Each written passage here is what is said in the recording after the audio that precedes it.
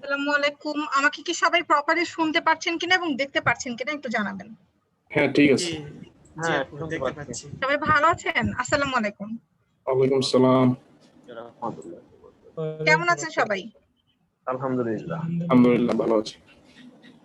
আজকে আমাদের যে লাইভটা এটা আসলে এই জন্য মূলত করা যে এখন তো প্যান্ডামিক একটা সিচুয়েশন চলছে। আমরা অনেকেই খুব কিছুদিন আগে পর্যন্ত একদম পুরোপুরি ঘরের মধ্যে ছিলাম, একদম লাইক যেটাকে বলে আইসোলেটেড ছিলাম এবং হঠাৎ করে হয়তো অনেকে মনে করেছিল যে আর বিদেশে যাওয়া বা পড়াশোনা আইএলটিএসটা আসলে প্রয়োজন হবে কিনা, আদৌ আমরা আর বাইরে যেতে পারবো কিনা, আদৌ আবার সেই আগের মতন মানে আইএলটিএস দিয়ে পড়তে যাওয়া, মাস্টার্সে যাওয়া, যাই হোক, বা ইমিগ্রেশনের এগুলো দরজা আবার খুলবে কিনা। তো সেটা কিন্তু আমরা যেহেতু একটা বছর পেরিয়ে গেছে অলমোস্ট, তো আমরা ওটার সাথে ওই সিচুয়েশনের সাথে অ্যাডজাস্ট হয়ে গেছি এবং অ্যাডজাস্ট হয়ে আবার নতুন রূপে সেই আমাদের যে বিদেশে পাড়ি জমানোর যুদ্ধটা শুরু করেছি। তো এখন একটা ক্রেজ আসছে, ক্রেজ ঠিক বলবো না আমি, এটা আসলে বলবো যে একটা সিচুয়েশনের সাথে অ্যাকাস্টমড হওয়ার একটা ওয়ে। সেটা হলো যে অনলাইন এডুকেশন। যেমন আমাদের বাচ্চাদের স্কুল এখন অনলাইনে হচ্ছে, অনলাইন শপিং তো অনেক আগেই চলে এসেছিল, তারপরে অনলাইনে মেডিকেল সাপোর্ট পাচ্ছি আমরা। আর আইএলটিএস এর ট্রেনিংটাও কিন্তু এখন আরো গ্রাফিক্স ডিজাইনিং বলেন, অনেক ট্রেনিং এ অনলাইনে হচ্ছে। তো মূলত আজকে আমাদের আকর্ষণ হচ্ছে যে অনলাইনে যে আমরা আইএলটিএস করি বা আমরা যে প্ল্যাটফর্ম থেকে অনলাইনে আইএলটিএস পড়িয়ে থাকি সেটা কতটুকুন মানে সাফল্য আপনাকে এনে দিতে পারবে, বা ওটা actual face to face learning এর সাথে অনলাইন লার্নিংটার আপনার মিল বা অমিলটা কোন দিকটা বেনিফিটেড, কোন দিকটা আপনার কম বেনিফিটেড, এই ব্যাপারে আমরা আজকে আলোচনা করব। তো থ্রু আউট দিস সেশন যদি আপনাদের কোনো কোয়েশ্চেন থাকে আপনারা চ্যাট বক্সে লিখে ফেলবেন যখন আমাদের স্পিকাররা বলবে, এবং আমাদের কথা বলার শেষে আপনাদের সেই প্রশ্নগুলোর উত্তর দেওয়া হবে। আর আমাদের প্ল্যাটফর্মটা নিয়ে একটু বলি, আমরা আইএলটিএস ট্রেনিং করাই এবং আরো অনেক ল্যাঙ্গুয়েজ ট্রেনিং হয়, আমাদের চাইনিজ ল্যাঙ্গুয়েজ ট্রেনিং হয়, কোরিয়ান ল্যাঙ্গুয়েজের ট্রেনিং শুরু হচ্ছে। বাট আইএলটিএস নিয়ে যদি আমি একটু কিছু বলি, যেটা আমি এখানে আইএলটিএস পড়াচ্ছি, আমি হচ্ছি কেমব্রিজ ইউনিভার্সিটি থেকে সেলটা কোয়ালিফাইড, সেলটা সার্টিফাইড একজন ল্যাঙ্গুয়েজ ট্রেনার। আমি ব্রিটিশ কাউন্সিল থেকে আইএলটিএস টিচিং এর উপর ট্রেনিং নিয়েছি, গত প্রায় 3 বছর ধরে আইএলটিএস পড়াচ্ছি এবং মাশাআল্লাহ আমি আসলে বলবো না যে আমি ট্রেনিং করাচ্ছি খুব ভালো ফলাফল পাচ্ছি, আমি বলবো যে আমি যেভাবে নিজের প্রস্তুতি নিয়েছিলাম সেভাবেই সাহায্য করি আমাদের স্টুডেন্টদের যারা আমাদের কাছে পড়ে, ওনাদেরকে একটু জাস্ট গাইড করানো। আমি এখানে বলবো যে আমি একজন কোচ, ঠিক টিচার আমি বলবো না, একটা কোচ। আপনারা যেন ভালো সাফল্য আনতে পারেন, আপনাদের পড়াশোনাটা যেন আরো গোছানো ভাবে হয়, আমি সেভাবে একটু সাহায্য করি সবাইকে যারা আমার কাছে পড়তে হেল্পের জন্য আসবেন তারা। আর বেসিক্যালি যা যুদ্ধ করার আপনাকে যুদ্ধ করতে হবে, আমি আপনাকে কিছু কৌশল শিখিয়ে দিতে পারবো। তো আজকে আমাদের যে আরো দুজন চিফ গেস্ট আছেন, নাফিস এবং ফাইয়াজ, ওনারাও হচ্ছেন সেই আপনাদের মতন কিছু যোদ্ধা, আইএলটিএস যোদ্ধা। তো ওনারা হচ্ছেন আইএলটিএস অনলাইনে আমাদের কাছে কোর্স করেছিলেন, আমার প্রাইভেট ব্যাচের স্টুডেন্ট ছিলেন ওনারা, এবং অত্যন্ত অধ্যবসায়ী এবং দুজন মেধাবী শিক্ষার্থী নাফিস এবং ফাইয়াজ আমাদের মাঝে আছেন। খুবই ডেডিকেশন ছিল ওনাদের পড়াশোনায় অবশ্যই, কিন্তু তার থেকেও যেটা ছিল সেটা ছিল আত্মবিশ্বাস, যার কারণে অনেকের একটা ভুল ধারণা থেকে যে অনলাইনে এত দূর থেকে পড়াশোনা সম্ভব না। যেমন নাফিসের কথা বলি, যে অনেকদিন এমন হচ্ছে যে রাতে বেলা উনি রংপুর থেকে ঢাকা এসেছেন, পরের দিন ক্লাস করেছেন, ফ্রেন্ডের বাসায় আড্ডা দিচ্ছেন, মানে আড্ডা দেওয়ার জন্য গিয়েছিলেন, কিন্তু ওখানেও সেই ক্যাওটিক সিচুয়েশনও তাকে বাধা দিতে পারে নাই, সেখান থেকেও সে পড়াশোনা করেছে, ক্লাস করেছে। তো যেটা অনলাইনের সুবিধা আর কি, যে আপনি বাসায় না থাকলেও বা কোনো জায়গায় লাইক কোচিং সেন্টারে না গিয়েও আপনি যেখানেই থাকতেন, যে সিচুয়েশনেই থাকছেন, আপনি ক্লাস করতে পারছেন। তো কখনোই কোনো কিছু তাদেরকে অনলাইনে ক্লাস করা থেকে তাদেরকে বাধা দিতে পারে নাই। মক টেস্ট দেওয়া বলেন, প্রিপারেশনের জন্য যতটুকু নিজেদেরকে সময় দেওয়ার দরকার, আইসোলেশন হোক আর যাই বাধা থাকুক, ওনারা কিন্তু নিজেদেরকে সময় দিয়েছেন এবং সেখান থেকে যথেষ্ট ভালো স্কোর ওনারা দুজন করেছেন। নাফিসের স্কোর ছিল ওভারঅল 7.5 এবং ফাইয়াজের স্কোর ছিল 8, মাশাআল্লাহ। এবং নাফিসের আইএলটিএস এ ছিল, রাইটিং এ ছিল ব্যান্ড স্কোর 7 এবং ফাইয়াজের মনে হয় লিসেনিং এ ছিল 9, তাই না ফাইয়াজ? আচ্ছা, রিডিং এর স্কোর কত ছিল আপনাদের? আমার রিডিং এ 8 ছিল ম্যাম। আর নাফিসের? আমার ম্যাম 7.5। গ্রেট। আচ্ছা, দুইজনই একাডেমিকে আইএলটিএস দিয়েছেন এবং এখানে আরো একটি টুইস্ট হচ্ছে, নাফিজ ইদ্রাক উনি এক্সামটা দিয়েছিলেন কম্পিউটার বেসড এবং ফাইয়াজ এক্সামটা দিয়েছিলেন পেপার বেসড এক্সাম। আচ্ছা, আপনারা দুইজনই কি ব্রিটিশ কাউন্সিল থেকে দিয়েছিলেন? আমি ব্রিটিশ কাউন্সিল থেকে দিয়েছি। ম্যাম আমি আইডিপি Okay. থেকে দিয়েছি। ওয়ান্ডারফুল। তাহলে আমাদের আজকে আরো দুইটা ডাউট ক্লিয়ার হয়ে যাবে, এক হচ্ছে পেপার বেসড এক্সাম আর কম্পিউটার বেসড এক্সাম। আরেকটা ডাউট হচ্ছে কি বলে ওটাকে, আইডিপি না ব্রিটিশ কাউন্সিল কোনটা বেস্ট। এতদিন আমিও আমার আগে লাইভগুলোতে বলে এসেছি যে যদিও আইডিপি এবং ব্রিটিশ কাউন্সিল দুটাই তারা কেমব্রিজের মার্কিং ক্রাইটেরিয়া অনুযায়ী আপনাদেরকে মার্কিং করে থাকে এবং কোনো তফাৎ নেই তাদের মার্কিং ক্রাইটেরিয়াতে। যেখানে আপনি পরীক্ষা দেন আপনি যা বলবেন সেটার উপরই মার্কিং হবে, আপনি যা লিখবেন তার উপরই মার্কিং হবে। তো আজকে আমরা একদম লাইক প্রত্যক্ষদর্শীদের কাছ থেকেই জেনে নিব যে আসলে কতটুকু এটার সত্যতা কতদূর। আচ্ছা, তো প্রথমে আমি প্রশ্ন করতে যাচ্ছি নাফিস এবং ফাইয়াজের কাছে যে how online learning is beneficial. আপনাদের কি মনে হয়, যেহেতু আপনারা অনলাইনে কোর্স করে এসেছেন এবং এখন পর্যন্ত যত পড়াশোনা সবগুলো মনে হয় আপনারা ফিজিক্যালি ক্লাসরুমে গিয়ে করে এসেছিলেন, শুধু এই প্যান্ডেমিকের সিচুয়েশনে পড়াশোনাটুকুন হয়তোবা ছিল অনলাইনে। তো অনলাইনে আইএলটিএস করে কতটুকুন আপনারা সুবিধা পেয়েছেন বা অনলাইন ক্লাস করে কতটুকুন সুবিধা লেগেছে, বা কি কি মনে হচ্ছিল যে অনলাইনে পড়ার ফলে এটা হয়েছে, ফিজিক্যালি হয়তো এটা হতো না। নাফিস, শুরুতে আপনার কাছে যাচ্ছি। ম্যাম ফার্স্টলি যেটা বলবো সেটা হচ্ছে ম্যাম এক একজন তো আমরা এক এক জায়গায় থাকি, সবাই তো আর ঢাকায় থাকি না। এন্ড বলতে গেলে সব জায়গায় মানে ঢাকাতে আর কি ভালো কোচিং সেন্টার গুলো মেবি ভালো ভালো টিচার গুলো ঢাকাতেই থাকে। সবার পক্ষে তো ভালো টিচারের কাছে ঢাকায় গিয়ে পড়া সম্ভব না। সো অ্যাজ আমরা ম্যাম দুইজনই রংপুরে ছিলাম, তা আমাদের জন্য তার উপর প্যান্ডেমিক সিচুয়েশন, তো সবকিছু মিলায় ম্যাম অনলাইনটাই আমাদের কাছে আইএলটিএস প্রিপারেশন নেওয়ার একটা দিক মনে আছে। ম্যাম এন্ড অনলাইনেই তো আমরা পড়লাম এন্ড অনলাইনে যে রেজাল্ট আসার আলহামদুলিল্লাহ তো ম্যাম দুইজনেরই ভালো রেজাল্ট আসছে। সো আমার মনে হয় না যে অনলাইন বা অফলাইন ফিজিক্যালি খুব পার্থক্য আছে। অনলাইনে যদি আমরা পারি তাহলে অন্যরা কেন পারবে না? ডেফিনেটলি। আচ্ছা ফাইয়াজ, অনলাইনে পড়াশোনা করে বা অনলাইনে আইএলটিএস কোর্স করে আপনার কোনো সমস্যা হয়েছিল কিনা, বা আপনি কি সাজেস্ট করবেন কিনা কাউকে অনলাইনে করার জন্য, বা অনলাইনে করে আপনার কি কি সুবিধা হয়েছে? সুবিধা অসুবিধা দুটাই শুনবো।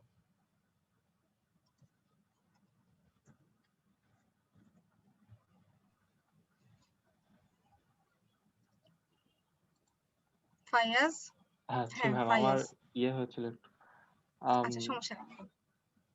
অনলাইনে বলবো ম্যাম যে আমি it's very convenient and also time বাঁচায়, কজ বাহিরে আর কি যে ওখানে মানে যদি ঢাকার কথা বলি, লাইক কোথাও যেতে হলে মিনিমাম 30 to 1 hour তো লাগবেই। তো ওখানে দেখা গেল যে কোচিং করার থেকে অনলাইনে এদিক থেকে একটু ভালো, কজ আপনি টায়ার্ড হচ্ছেন না, সো আপনার এনার্জি থাকছে আর করার। আর প্লাস হচ্ছে আপনি এখানে ওয়ান অন ওয়ান সার্ভিস পাচ্ছেন। সো এটা আমি বলবো অ্যাডভান্টেজ। ওকে। আরেকটা জিনিস আমার কি মনে হয় যে ক্লাস রেকর্ডিং এর ব্যাপারটা, যে আমার ভার্সিটিতে যখন আমি পড়তাম তখন আমার মনে হতো যে এই ক্লাসটা যদি রেকর্ড করা যেত, অনেক সময় মোবাইল দিয়ে ছোট ছোট রেকর্ডার তখন এমপি3 প্লেয়ারের মধ্যে পাওয়া যেত, রেকর্ড করে করে বাসায় এসে অডিও শুনে শুনে লেকচার শুনতাম। তো ওটা আসলে মানে রেকর্ডিং ঠিক হয় না ওটা, মানে এখন যে পর্যায়ে কিছুই না, সেখানে ওটা কিছুই না। তো আমার মনে হয় যে অনলাইনে যেটা হয়, আমরা যে সার্ভিসটা দিয়ে থাকি স্পেশালি ক্লাস রেকর্ডিং প্রোভাইড করাটা, আমাদের ব্যাচের যে স্টুডেন্টরা থাকে ওনারা ক্লাস রেকর্ডিংটা পায়। তো ওই ক্লাস রেকর্ডিংটা যদি আপনি করে রাখেন অথবা ক্লাস রেকর্ডিংটা যদি আপনি নিয়ে থাকেন, পরবর্তীতে কোনো ডাউট থাকলে ওই রেকর্ডিং দেখে ক্লিয়ার করা যায়। আর একটা হচ্ছে যে নর্মালি ক্লাস ফিজিক্যাল ক্লাসরুমে কি হয় যে ক্লাসের পরে আপনার ওই টিচারের সাথে কানেকশনটা একটু কমই থাকে। তো অনলাইনে যেটা হয়, যেহেতু এখন সবাই অনলাইনে অভ্যস্ত হয়ে গেছে, তো সারাক্ষণই আপনি কানেকশন থাকতে পারছেন, সারাক্ষণই আপনি হোমওয়ার্ক ক্লাসের চালাচালি করতে পারছেন। এটা নিয়ে কোনো প্রবলেম থাকে না যে অমুক দিন ক্লাস আছে, ওই ক্লাসের দিনই ক্লাসের কথা জিজ্ঞেস করা যাবে, আর কখনো পাওয়া যাবে না। এটাও মনে হয় আমার কাছে অনলাইনের একটা সুবিধা। তবে আরেকটা জিনিস হচ্ছে যে অনেকেই আমরা এখনো ঠিক এই আপনার এক্স্যাক্টলি, কারণ আমার অফিস যখন পান্থপথ ছিল, আমার এই বাসা থেকে যেতে 1.5 ঘন্টা সময় লাগতো। আমি শান্তিনগরে থাকি। তো এই সময়টা আমি চিন্তা করতাম যে কিছু, কিছু স্টুডেন্ট ছিল তখন ওরা দেখা যেত যে পুরান ঢাকা থেকে যাচ্ছে। অনেকে ছিল মিরপুর থেকে আসছে এবং হিউজ টাইম তাদের আসতে যেতে চলে যায়। তো ওই টাইমটা কিন্তু আপনার সেভ হবে। এট লিস্ট 1.5-2 ঘন্টা 2.5 ঘন্টার সময় কোচিং সেন্টারে যাওয়া এবং আসার মধ্যে এই টাইমটা অনলাইনে আপনি সেভ করতে পারবেন। প্লাস হয় কি যে একটা এত যুদ্ধ করে একটা জায়গায় গিয়ে পরে আর পড়ার মতন মানে মন মেজাজ থাকে না। আর হচ্ছে যে একটা কথা মনে হয় নাফিস এবং ফাইয়াজ দুজনেই বলেছিলেন যে কোচিং সেন্টার গুলো সাধারণত ঢাকা কেন্দ্রিক এবং মেইনলি যে টিচার ফোকাস ওটাও অনেকটা ঢাকা কেন্দ্রিক। তো যার কারণে হয় কি যারা ঢাকার বাইরে আছেন তাদের জন্য অনেক কিন্তু এরকম স্টুডেন্ট দেখেছি যে ঢাকায় এসে আপনার হলে থেকে আইএলটিএস কোচিং করছেন। অনেক মেয়েরা খুব কষ্ট করে হলে থেকে আইএলটিএস এর কোচিং করছেন একটা ভালো ভবিষ্যতের আশায় অবশ্যই। তো জিনিসটা হয় কি যে অনলাইনে যদি আপনি ক্লাসটা করেন তখন আপনি বাসায় থেকে নিজের ঘরে আরাম করে বসে বসে ক্লাস করতে পারছেন। তো আপনাকে এই যে একটা অপরিচিত জায়গায় এসে থাকা যুদ্ধ এটা করতে হচ্ছে না। সো অনেক রিলিফ ভাবে আপনি থাকতে পারছেন। ওকে, কারো যদি কোনো প্রশ্ন থাকে চ্যাট বক্সে লিখে দিন। কেউ মনে হয় কিছু লিখেছে। ওকে ফাইন, এখন আমরা পরবর্তীতে পর্যায়ে চলে যাই যে ফাইয়াজ এবং নাফিস দুজনের কাছেই প্রশ্ন থাকবে। প্রথমে নাফিসকে জিজ্ঞেস করছি যে নাফিস, আপনি নিজের পার্সোনালি কিছু টেকনিক থাকে প্রতিটা স্টুডেন্টেরই, যেমন অনেকে বলে না যে আমি 20 ঘন্টা পড়েছি, 18 ঘন্টা পড়েছি। অনেকে বলে যে আমি সকালবেলা রিডিং লিসেনিং গুলো করতাম ঠান্ডা মাথায়, রাতের বেলা যখন আমার ঘুম আসে তখন আমি রাইটিং নিয়ে বসতাম। অনেকের বিভিন্ন নিজের স্ট্র্যাটেজি থাকে। তো নাফিস, আপনার কি স্ট্র্যাটেজি ছিল আইএলটিএস এর প্রিপারেশন নেওয়ার ক্ষেত্রে? ম্যাম, আমি তাহলে ধাপে ধাপেই বলি এক একটা মানে পার্টের জন্য, listening, reading. Firstly ma'am, listening এর জন্য বলবো, লিসনিং এর জন্য আমি ওভাবে আলাদা কোনো কিছু দেখি নাই বা ইয়া করি না। আমি জাস্ট ক্যামব্রিজের ইয়াগুলা কয়েকটা সলভ করছিলাম জাস্ট বোঝার জন্য যে কোশ্চেন গুলা কেমন হয় এন্ড কত টাইম এন্ড কোশ্চেন গুলা কিভাবে ইয়া করবো। এন্ড আমার প্র্যাকটিস যেটা মানে ওটা থেকে শিখেছি সেটা হচ্ছে ম্যাম যে মানে পার্ট 1, পার্ট 2, পার্ট 3, পার্ট 4 যে ভাগ করা, এর মাঝে যে টাইমটা দেয় ওই টাইমটায় আগের কোয়েশ্চেন গুলা না দেখে পরের কোয়েশ্চেন গুলো আগের থেকে রিড করে রাখা, যেন আমার মানে বলার টাইমে যেন কোয়েশ্চেন পড়ে পড়ে মানে একসাথে পড়া আবার একসাথে শোনা দুইটা একটু টাফ হয়ে যায়। তাই আগের থেকে যতটা পারা যায় মানে পড়ে রাখা কোয়েশ্চেন গুলা, এই স্ট্র্যাটেজিটা আর কি মানে প্র্যাকটিস আইএলটিএস এর ক্যামব্রিজের প্র্যাকটিস করে আর কি আমি বুঝতে পেরেছি। এন্ড ম্যাম আরেকটা জিনিস সেটা বলবো, সেটা হচ্ছে যদিও এটা আমার জন্য লাগে না, বাট যারা লিসনিং এ উইক তাদের জন্য বলবো যে আপনারা হচ্ছে ইংলিশ গান শুনবেন, ঠিক আছে? ইংলিশ গান সাবটাইটেল অফ করে ইংলিশ গান শুনবেন এন্ড গানের যেগুলো ওয়ার্ড বলতেছে ওগুলা খাতায় লেখার ট্রাই করবেন। তারপর গুগলে সার্চ দিবেন যে ওই গানের লিরিক্সটা কি, তারপর মিলাবেন আপনারা যে আপনি যা শুনছেন ওগুলা ঠিক কিনা। এরকম করলে মানে আপনার লিসনিং স্কিল এভাবে ডেভেলপ হবে। আমার এটা লাগে না কাজ আমি ছোটবেলা থেকে ইংলিশ মুভিজ দেখতাম, সো ওইটা আমার ছোটবেলা থেকে হয়ে গিয়েছে। এন্ড আরেকটা জিনিস বলবো সেটা হচ্ছে হ্যাঁ, লিসনিং এর ক্ষেত্রে মানে এক্সামের আগে আগে আমি সাজেস্ট করবো যদি আপনারা মুভিজ দেখেন সাবটাইটেল মানে সাবটাইটেল সহ মুভিগুলো দেখবেন না, কারণ এক্সামের আগে আগে আপনার লিসনিং স্কিলটা একদম টপে থাকা উচিত। তো আপনি যদি সাবটাইটেল ইউজ করে মুভি দেখেন এক্সামের আগে আগে তাহলে একটু হলেও ইফেক্ট করতে পারে। তো আমি সাজেস্ট করবো এক্সামের আগে আগে সাবটাইটেল সহ মুভি না দেখা। এন্ড রিডিং এর ক্ষেত্রে বলবো রিডিংটা অ্যাকচুয়ালি সবচেয়ে টাফ যেটা আমার কাছে মনে হয়েছে, সেটা হচ্ছে রিডিংটা মানে স্পেশালি থার্ড প্যাসেজটা অনেক কঠিন হয়। সো থার্ড প্যাসেজের জন্য সবচেয়ে বেশি টাইম রাখা লাগবে। যেমন ফার্স্ট প্যাসেজ আমি ইউজুয়ালি টার্গেট রাখি 13 to 14 মিনিটস এর মধ্যে শেষ করার।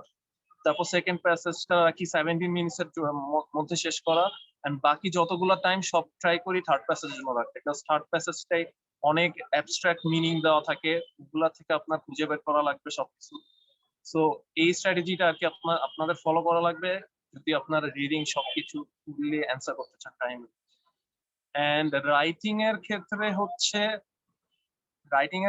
হচ্ছে দুইটা পার্ট থাকে আমাদের।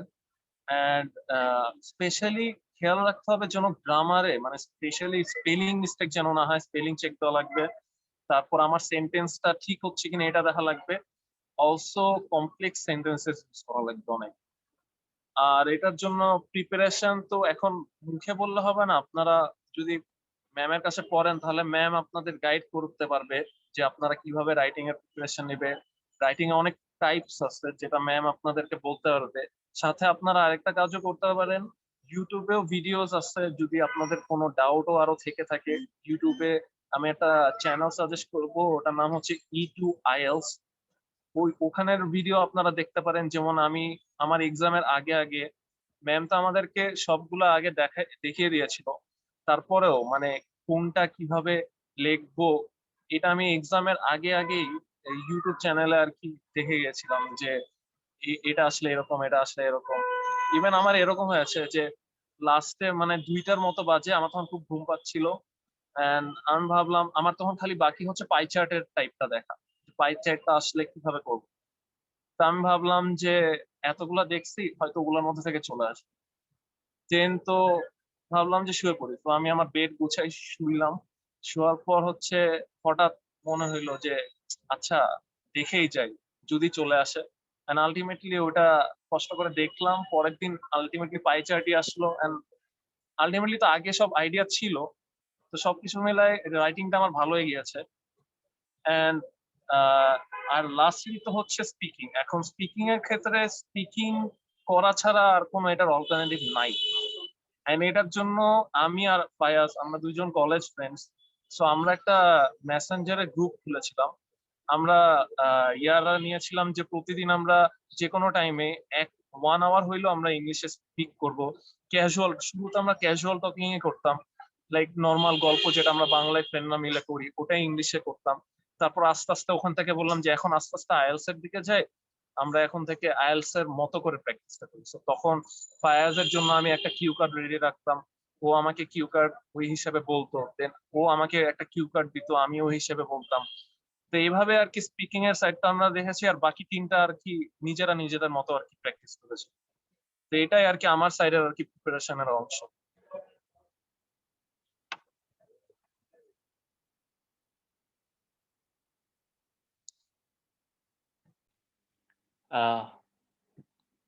ম্যাম আপনার কথা ম্যাম শোনা আপনার যাচ্ছে না। আপনি মেবি মিউটেড, আপনার Mute কথা করা। শোনা যাচ্ছে না। সরি। আচ্ছা, দুটো প্রশ্ন এসছে ফাইয়াজের কাছে, জিজ্ঞেস করছেন আজিজুল হক ভাই যে লিসেনিং এর এমসিকিউ কোয়েশ্চেন গুলোর জন্য কিভাবে সলভ করব। আচ্ছা, আর সবুজ জিজ্ঞেস করেছিলেন how long do you study every day.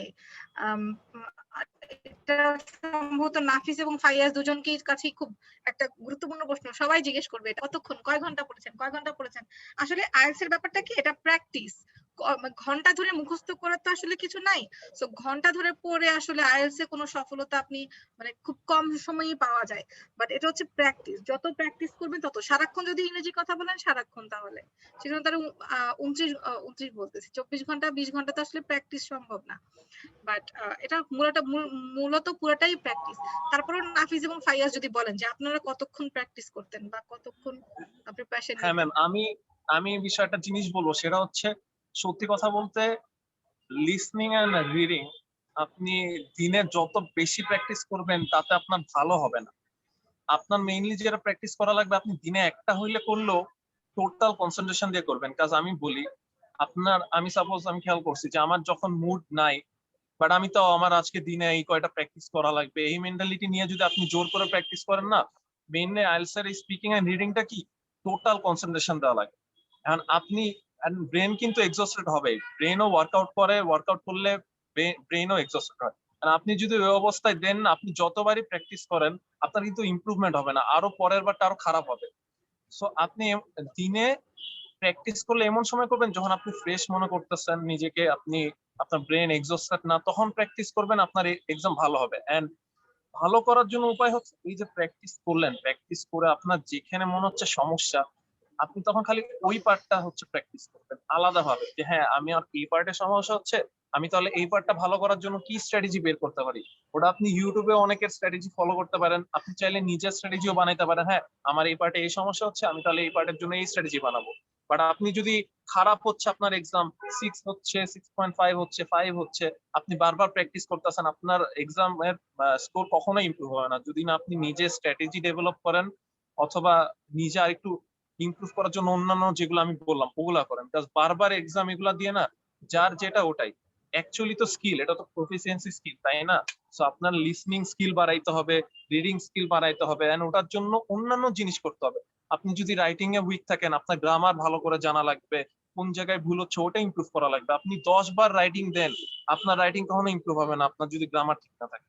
So main জিনিস হচ্ছে যার যেখানে সমস্যা ওই পার্ট গুলো ইয়া করবে। যেমন রিডিং এর কিছু কিছু পার্ট আছে যে একটু টাফ হয়, আপনি অনলাইনে সার্চ দিবেন যে রিডিং হেডিং ম্যাচ, আপনি তখন 5টা হেডিং ম্যাচিং পরপর সলভ করেন, তাহলে আরো বুঝতে পারবেন যে হেডিং ম্যাচিংটা কিভাবে করতে পারেন। এটা করতে পারেন, বাট 1 ঘন্টার একটা পরীক্ষা 5 বার দিবেন আর এক একটা রিডিং হচ্ছে 1 ঘন্টা করে, 5 ঘন্টা আপনি টানা করবেন, আপনার খারাপ হবে, মানে ইমপ্রুভমেন্ট তো হবে না, উল্টা আরো খারাপ হবে। সো আমার মতে এটাই হচ্ছে সাজেশন সবার জন্য। আচ্ছা, এবার ফায়াজের কাছে জানতে চাবো যে ফায়াজ, আপনার স্ট্র্যাটেজি কি ছিল আইএলটিএস প্রস্তুতি নেওয়ার সময় বা আইএলটিএস পরীক্ষার এই মানে পরীক্ষাটাকে ফেস করার জন্য আপনার কি কি স্ট্র্যাটেজি ছিল? তো আমিও আমারটা আর কি মানে ভাগ করে বলার চেষ্টা করি মডিউল ওয়াইজ। লাইক লিসেনিং এর আমি আর কি ওভারঅল যদি ফার্স্ট একটা ওভারঅল কথা বলি, সো আমি হচ্ছে ফার্স্টে প্রায় 4 to 5 ডেজ আমি জাস্ট স্ট্রাকচারটা দেখছি। লাইক যেমন লিসেনিং এর স্ট্রাকচার যেমন 4টা সেকশন থাকে, তারপরে হচ্ছে রিডিং এর স্ট্রাকচারটা যেমন ওখানে 3টা প্যাসেজ থাকে। তো প্রথমে 3-4 দিন স্ট্রাকচার আর হচ্ছে ফরম্যাটটা আর কি কি টাইপস এর কোশ্চেন আসে, লাইক রিডিং এ আপনার short MCQ, long MCQ, map আর কি এরকম যতগুলা টাইপ আছে সব দেখছি, মানে কিভাবে আসে আর কি, মানে ওগুলোর সাথে যেন পরিচয় হই ঠিক মতো। তারপরে যদি এবার ভাগ করে বলতে চাই, সো লিসেনিং এর জন্য জাস্ট একটা জিনিসই আমি মানে একটা জিনিসই আমি ইয়ে করছি, মানে ওটা আর কি স্পেশাল কিছু না, আপনি জাস্ট লিসেনিং এর যেই পার্টি হোক, আমি হচ্ছে খালি কিওয়ার্ড সার্কেল করতাম। যখন আমাকে এক্সট্রা টাইম দিত আমি জাস্ট কিওয়ার্ডটাকে সার্কেল করে রাখতাম। একটা সেন্টেন্সের মধ্যে 2টা থেকে 3টা অথবা একটা নরমালি হয় না, 2টা থেকে 3টা কিওয়ার্ডস সার্কেল করতাম, এবং যেই 2টা সার্কেল করতাম আমি চেষ্টা করতাম যে ওই 2টা দিয়েই পুরো সেন্টেন্সটার মিনিংটা বুঝার। সো এতে কি হবে, যখন আপনি শুনবেন অডিওটা তখন আপনার আর পুরো সেন্টেন্সটা পড়া লাগতেছে না, আপনি জাস্ট ওই 2 থেকে 3টা ওয়ার্ড দেখেই আপনি বুঝতে পারবেন যে কি লেখা। আপনি তো হ্যাঁ অবশ্যই যখন আপনি এক্সট্রা টাইম পাবেন তখন তো পুরাটাই পড়বেন, তারপরেই তো আপনি সার্কেল করবেন। তো চেষ্টা করবেন যখন আপনি অডিও শুনবেন ওই 2 থেকে 3টা কিওয়ার্ডস দেখেই আপনার লিসেনিংটাকে ইয়ে করা। কজ না হলে যদি আপনি আবার লিসেনিং শুনতে আপনি যদি এমসিকিউ এর ক্ষেত্রে 4টা সেন্টেন্সই পড়েন তখন হবে না, আপনি একটা অ্যান্সার করতে পারবেন না। সো লিসেনিং এর বলতে ওভারঅল আমি জাস্ট এই একটা জিনিসই ফলো করছি, কিওয়ার্ড সার্কেল করা, আর লিটারালি কিচ্ছু করিনি। আর অনেকে হয়তো বলে মানে আপনি যদি দেখেন যে আপনার মার্কস কম আসতেছে, তো আপনি লিসেনিং এর জন্য ওই যে নাফিস যেটা বললো সাবটাইটেল ছাড়া মুভি দেখতে পারেন, বাট এটা আমার ক্ষেত্রে লাগেনি, কজ আমি ছোটবেলা থেকেই ইংলিশ ভার্সনে পড়ছিলাম। সো ওই জন্য আপনার মনে হলে আপনি এক্সট্রা ইয়ে করতে পারেন। আমার এক্সপিরিয়েন্স ওইটাই যে আমি খালি ওই কিওয়ার্ড সার্কেল করতাম যে টাইপেরই কোশ্চেন আসতো লিসেনিং এর ক্ষেত্রে, এমসিকিউ হোক, লং এমসিকিউ, শর্ট এমসিকিউ। একটা কোশ্চেন আসছে আমি আগে শেষ করে বলছি। যেরকমই হোক, যেমন ম্যাপ, যেটাই হোক লিসেনিং এর যে কোনো কিছু আমি জাস্ট সার্কেল করতাম, ওই একটা জিনিসই ফলো করছি।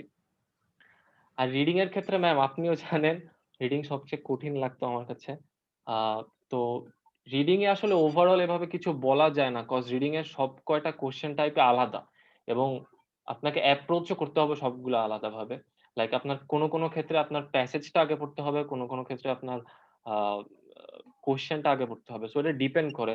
সো রিডিং এ ওভারঅল এভাবে বলা ঠিক না, বাট আপনাকে কয়েকটা জিনিসে খেয়াল রাখতে হবে, যেমন আপনাকে প্যারাফ্রেজিংটা বুঝতে হবে।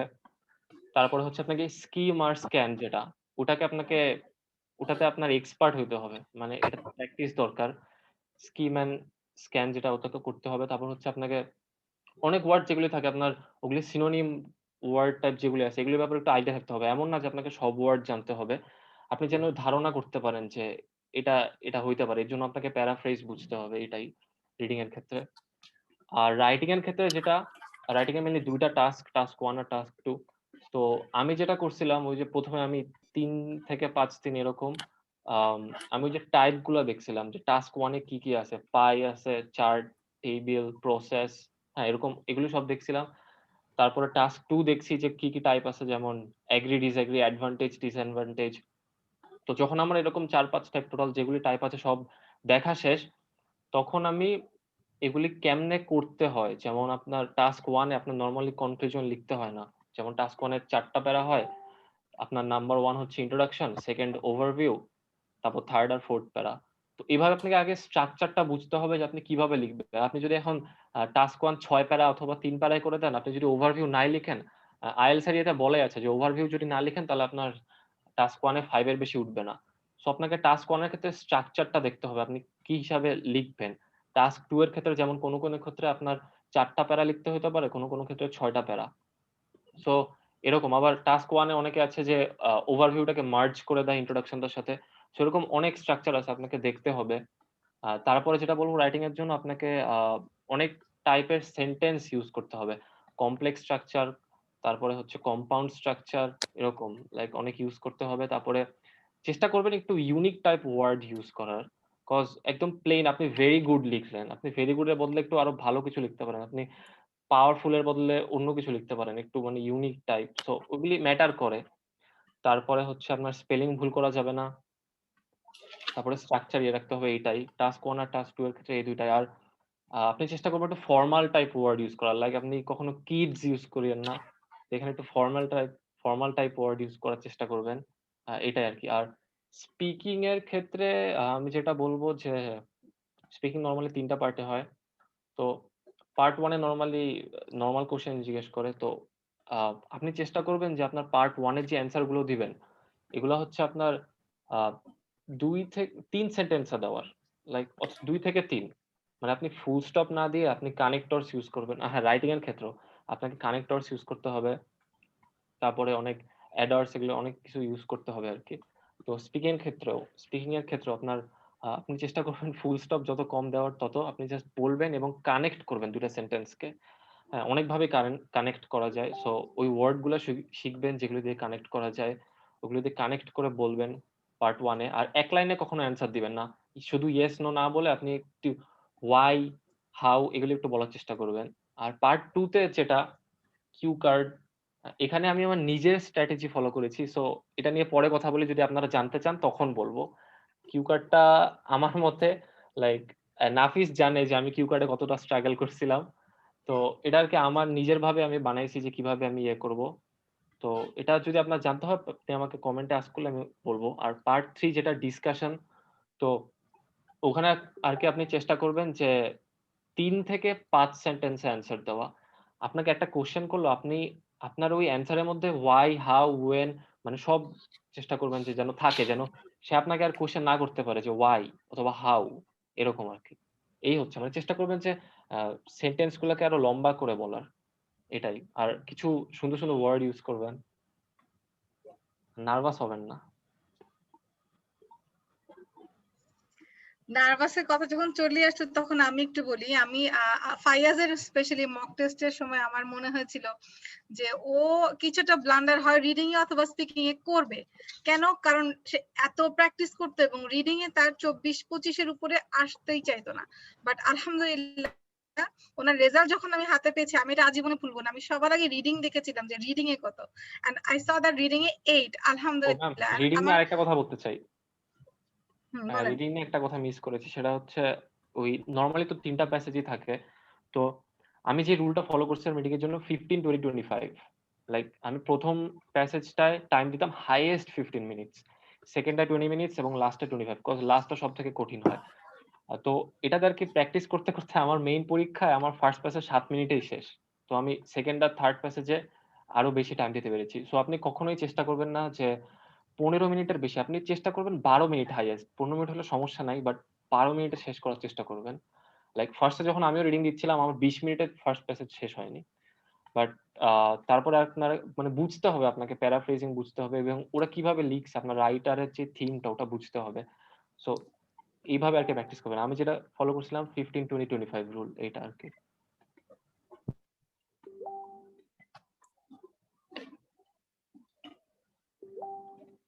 আচ্ছা, এখানে কয়েকটা প্রশ্ন একটু নিয়ে নেই।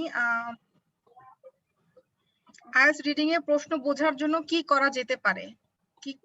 কি করা যেতে পারে? আচ্ছা, আরাফাত হোসেন জিজ্ঞেস করেছেন।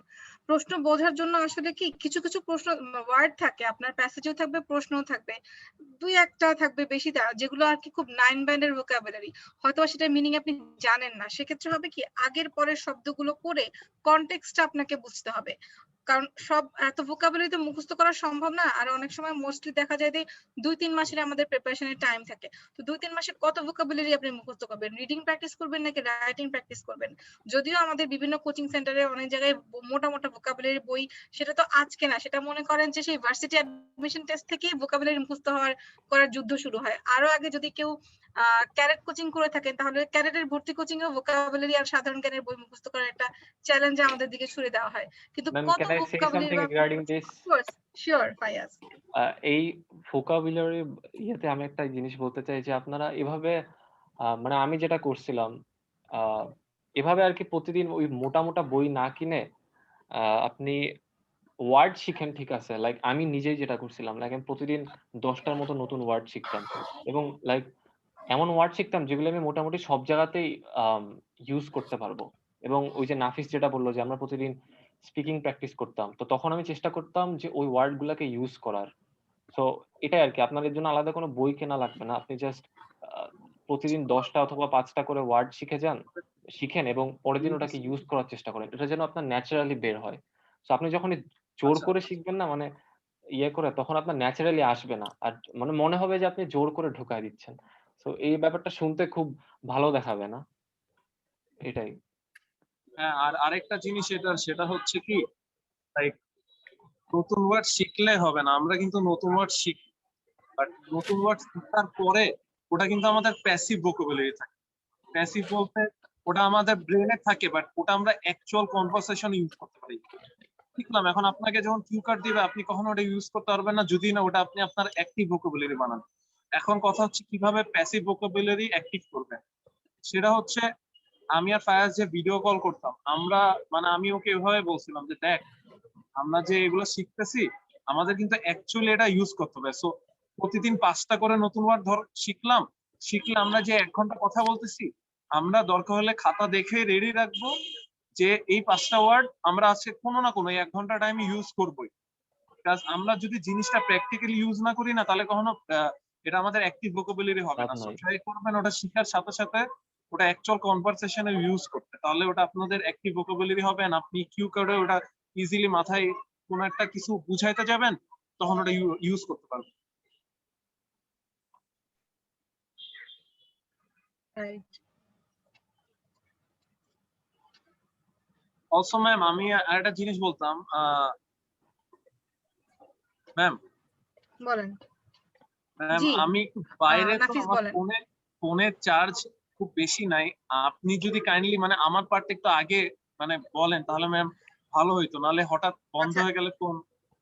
ঠিক আছে, এক্ষেত্রে আচ্ছা, এখন আমি একটু তাহলে জিজ্ঞেস করবো নাফিসের কাছে। নাফিস যেহেতু কম্পিউটার বেসড এক্সাম দিয়েছিল, কম্পিউটার বেসড এক্সামের সুবিধা অসুবিধা যদি নাফিস একটু বলতেন। নাফিস কি এর আগে কখনো আইএলটিএস দিয়েছেন, মানে পেপার বেসড এক্সাম কি কখনো দেয়া হয়েছে? নো ম্যাম, এটা আমার ফার্স্ট টাইম আইএলটিএস ছিল। মাশাআল্লাহ। আচ্ছা নাফিস, কম্পিউটার বেসড আইএলটিএস এক্সাম দিয়ে আপনার কাছে কি কি জিনিস ভালো লেগেছে, কি কি জিনিস ভালো লাগেনি? হ্যাঁ, এখন মেইন আমার কম্পিউটার বেস আইএলটিএস দেওয়ার একমাত্র রিজন হচ্ছে কম্পিউটার বেস আইএলটিএস এর এক্সাম 3 থেকে 5 দিনের মধ্যে দিয়ে দেয়। যেটা হচ্ছে রাইটিং এ গেলে আপনার মানে একে তো সিট বুকিং দিতে 15 দিনের মতো লাগবে, আবার এক্সাম আসতে 15 দিনের মতো লাগবে। সো ওভারঅল আপনার 1 মাস টাইম লাগবে। সো আমার যেহেতু রেজাল্টটা তাড়াতাড়ি লাগতো, এই জন্য আমি কম্পিউটার বেস আইএলটিএস দেওয়ার জন্য আর কি ডিসিশন নিই। বাট সত্যি কথা বলতে আমি কিন্তু মেইনলি রাইটিং বেস আইএলটিএস নেওয়ার জন্য প্রিপারেশন নিয়েছিলাম, বাট যেহেতু আমার দরকার ছিল আমি এই জন্য করেছি। এখন দিয়ে যেটা আমার মনে হচ্ছে সেটা হচ্ছে আমার কাছে ওরকম কোনো মনে হয় নাই যে আমার কোনো এটা খারাপ দিক আছে বা আমি রাইটিং বেস দিলে ভালো হইতো। হ্যাঁ, ভালো হইতে পারতো, আমি যেহেতু প্র্যাকটিসই করছি রাইটিং বেসের জন্য। বাট কম্পিউটার বেস যদি আপনারা দিতে চান, ওদের সুযোগ সুবিধাগুলো ভালোই আছে। যেমন খালি আপনাদের লিসনিং এ একটু সমস্যা হতে পারে, কাজ লিসনিং এ রাইটিং বেসে তো আপনি শুনবেন আর সাথে সাথে খাতায় লিখবেন। এখানে আপনার আবার টাইপ করা লাগে, টাইপ করতে গিয়ে অনেকের আবার টাইপিং স্পিড ভালো না থাকলে আপনি ভুল টাইপ করতে পারেন। তো লিসনিং এর ক্ষেত্রে একটু ঝামেলা হইতে পারে, বাট আপনি যদি রিডিং এর ক্ষেত্রে ধরেন, রিডিং এর ক্ষেত্রে সুবিধাটা বলি, আপনি রাইটিং এর ক্ষেত্রে কিন্তু আমি কি করতাম, প্যাসেজ পড়তাম, কোশ্চেনটা আগে পড়তাম, কোশ্চেনটা পড়ে যেগুলা কিওয়ার্ডস ওগুলা দাগায় রাখতাম, দেন ওই কিওয়ার্ডস গুলা প্যাসেজে খুঁজতাম। তো আমার একটাই ডাউট হচ্ছিল যে আমি তো প্র্যাকটিস এভাবে করছি, আমি যদি এখন অনলাইন বেস দিই আমি তো কোশ্চেন দেখাইতে পারবো না, এখন আমি তখন কেমনে করবো? আমার এই ভয়টাই ছিল রিডিং এর জন্য। রিডিং এ ওদের একটা সুবিধা কি, আপনি হাইলাইট করতে পারবেন, একটা ওয়ার্ডে ডাবল ক্লিক করবেন, করে রাইট ক্লিক করলে হাইলাইট অপশন আসবে। So double click right click করে সাথে সাথে হাইলাইট করবেন, খুব টাইম লাগে না, জাস্ট ডাবল ক্লিক দিলে কতক্ষণ, কয়েক মিলি সেকেন্ড লাগে। সো আপনি কিওয়ার্ড গুলো আমি ওভাবে করেছি, কিওয়ার্ড গুলো হাইলাইট করছি, অথবা কোনো লাইন যদি ইম্পর্টেন্ট মনে হয় লাইনটা পুরো টেনে হাইলাইট করছি। সো রাইটিং এ যে আপনি গোল করে তাকাইতে পারবেন, ওটা আপনি কম্পিউটার বেসও হাইলাইট করতে পারবেন। সাথে আপনি যদি আপনার যদি আইডিয়া আরো লাগে, একটা লিংক আছে আমার কাছে, আপনি ম্যামের থেকেও নিতে পারেন। ওই লিংকের মাধ্যমে আপনি লিসনিং এন্ড রিডিং এই দুইটা পার্টের আর কি ফ্রি আইএলটিএস এক্সাম আর কি দিতে পারবেন অনলাইন প্র্যাকটিসের জন্য, আইডিয়া নেওয়ার জন্য। আর রাইটিং এর ক্ষেত্রে বলবো, রাইটিং এ উল্টা আরো সুবিধা, মানে হাতে রিটেন বেস এক্সামের থেকে। সেটা হচ্ছে কি রকম, আপনার যদি টাইপিং মোটামুটি ভালো থাকে অত সমস্যা হবে না। এখানে সুবিধা হচ্ছে কি, আপনার ওয়ার্ড কাউন্টটা এখানে দেখাবে। যেমন আমি আমার টাস্ক 1 এ আমার ওয়ার্ড কাউন্ট ছিল 280 সামথিং, না হ্যাঁ 200 সামথিং হবে, এন্ড আমার টাস্ক 2 তে ওয়ার্ড কাউন্ট ছিল 423। সো আমি লিখে আমি অ্যাটলিস্ট বুঝতে পারছি যে হ্যাঁ আমার ওয়ার্ড, আমি লিমিটের মিনিমাম যে ওয়ার্ড কাউন্ট লাগবে ওই লিমিটটা আমি ক্রস করছি, এন্ড আমার আলাদা করে আর গোনা লাগায় নাই ওয়ার্ড। এন্ড আমার এক্সাম শেষ হয়ে গিয়েছিল 50 মিনিটস এর মধ্যে, আমার হাতে 10 মিনিট টাইম ছিল। আমি 10 মিনিট বসে বসে জাস্ট পুরাটা আবার নিজে পড়ছি, দেখার জন্য কোনো টাইপিং মিস্টেক হয়েছে কিনা, কোনো স্পেলিং মিস্টেক হয়েছে কিনা, তারপর কোনো সেন্টেন্স আদৌ সমস্যা হয়েছে কিনা, এই সেন্টেন্সটা একটু বেটার লেখা যায় কিনা, ওগুলো আর কি দেখছি 10 মিনিট ধরে। তো আপনারাও চাইলে এটা একটা ভালো দিক, ট্রাই করবেন, ইভেন আপনি যদি রাইটিং বেসও দেন ট্রাই করবেন লাস্টে অ্যাটলিস্ট 5 মিনিট হলেও রাখতে, স্পেলিং মিস্টেক হলে কিন্তু আপনার মার্কস ওখানে একটু কম দিতে পারে, ওটা একটা নেগেটিভ ইম্প্যাক্ট করবে। এন্ড স্পিকিং, এখানে আরেকটা জিনিস বলি, রাইটিং এর ক্ষেত্রে আইএলটিএস কিন্তু 2 দিন হয় এক্সামটা। একদিন আপনাকে ডেট দিবে স্পিকিং এর জন্য, তার 3 দিন আগে বা 3 দিন পরে আপনার লিসনিং, রিডিং এন্ড রাইটিংটা নিবে। বাট আপনি যদি অনলাইন বেস এক্সাম দেন, আপনার একই দিনে আপনার স্পিকিংটা নিবে সবার আগে, দেন কিছুক্ষণ একটু ওয়েট করতে হবে, 1-1.5 ঘন্টা, দেন আপনি আবার ধরেন আবার আপনাকে ডাকবে, আপনি বা ওয়েটিং রুমে থাকবেন, পরে আপনাকে ডাকবে, তখন আপনারা লিসনিং, রিডিং আর রাইটিংটা দিবেন।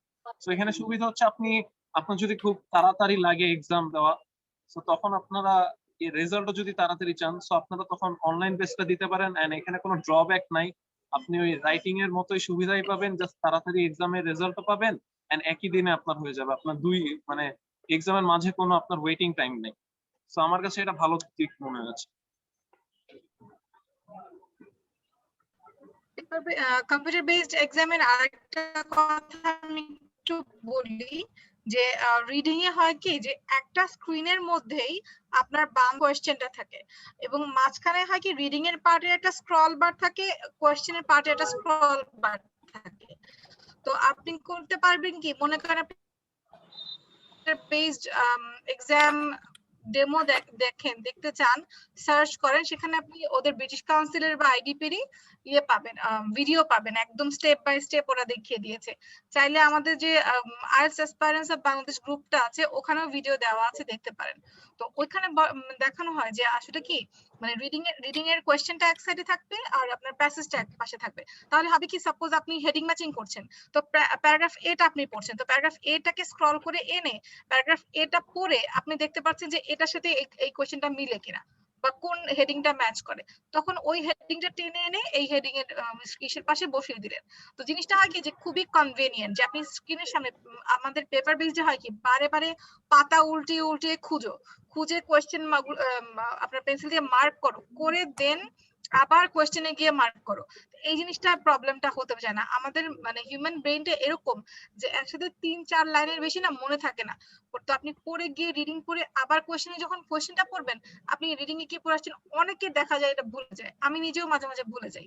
তো যখন পেপার কম্পিউটার বেসড এক্সামে কি হয় যে যেহেতু প্যাসেজ এবং কোয়েশ্চেন পাশাপাশি থাকে, তো পাশাপাশি দেখে আপনি মিলাতে পারেন। এইটা একটা খুব বড় সুবিধা।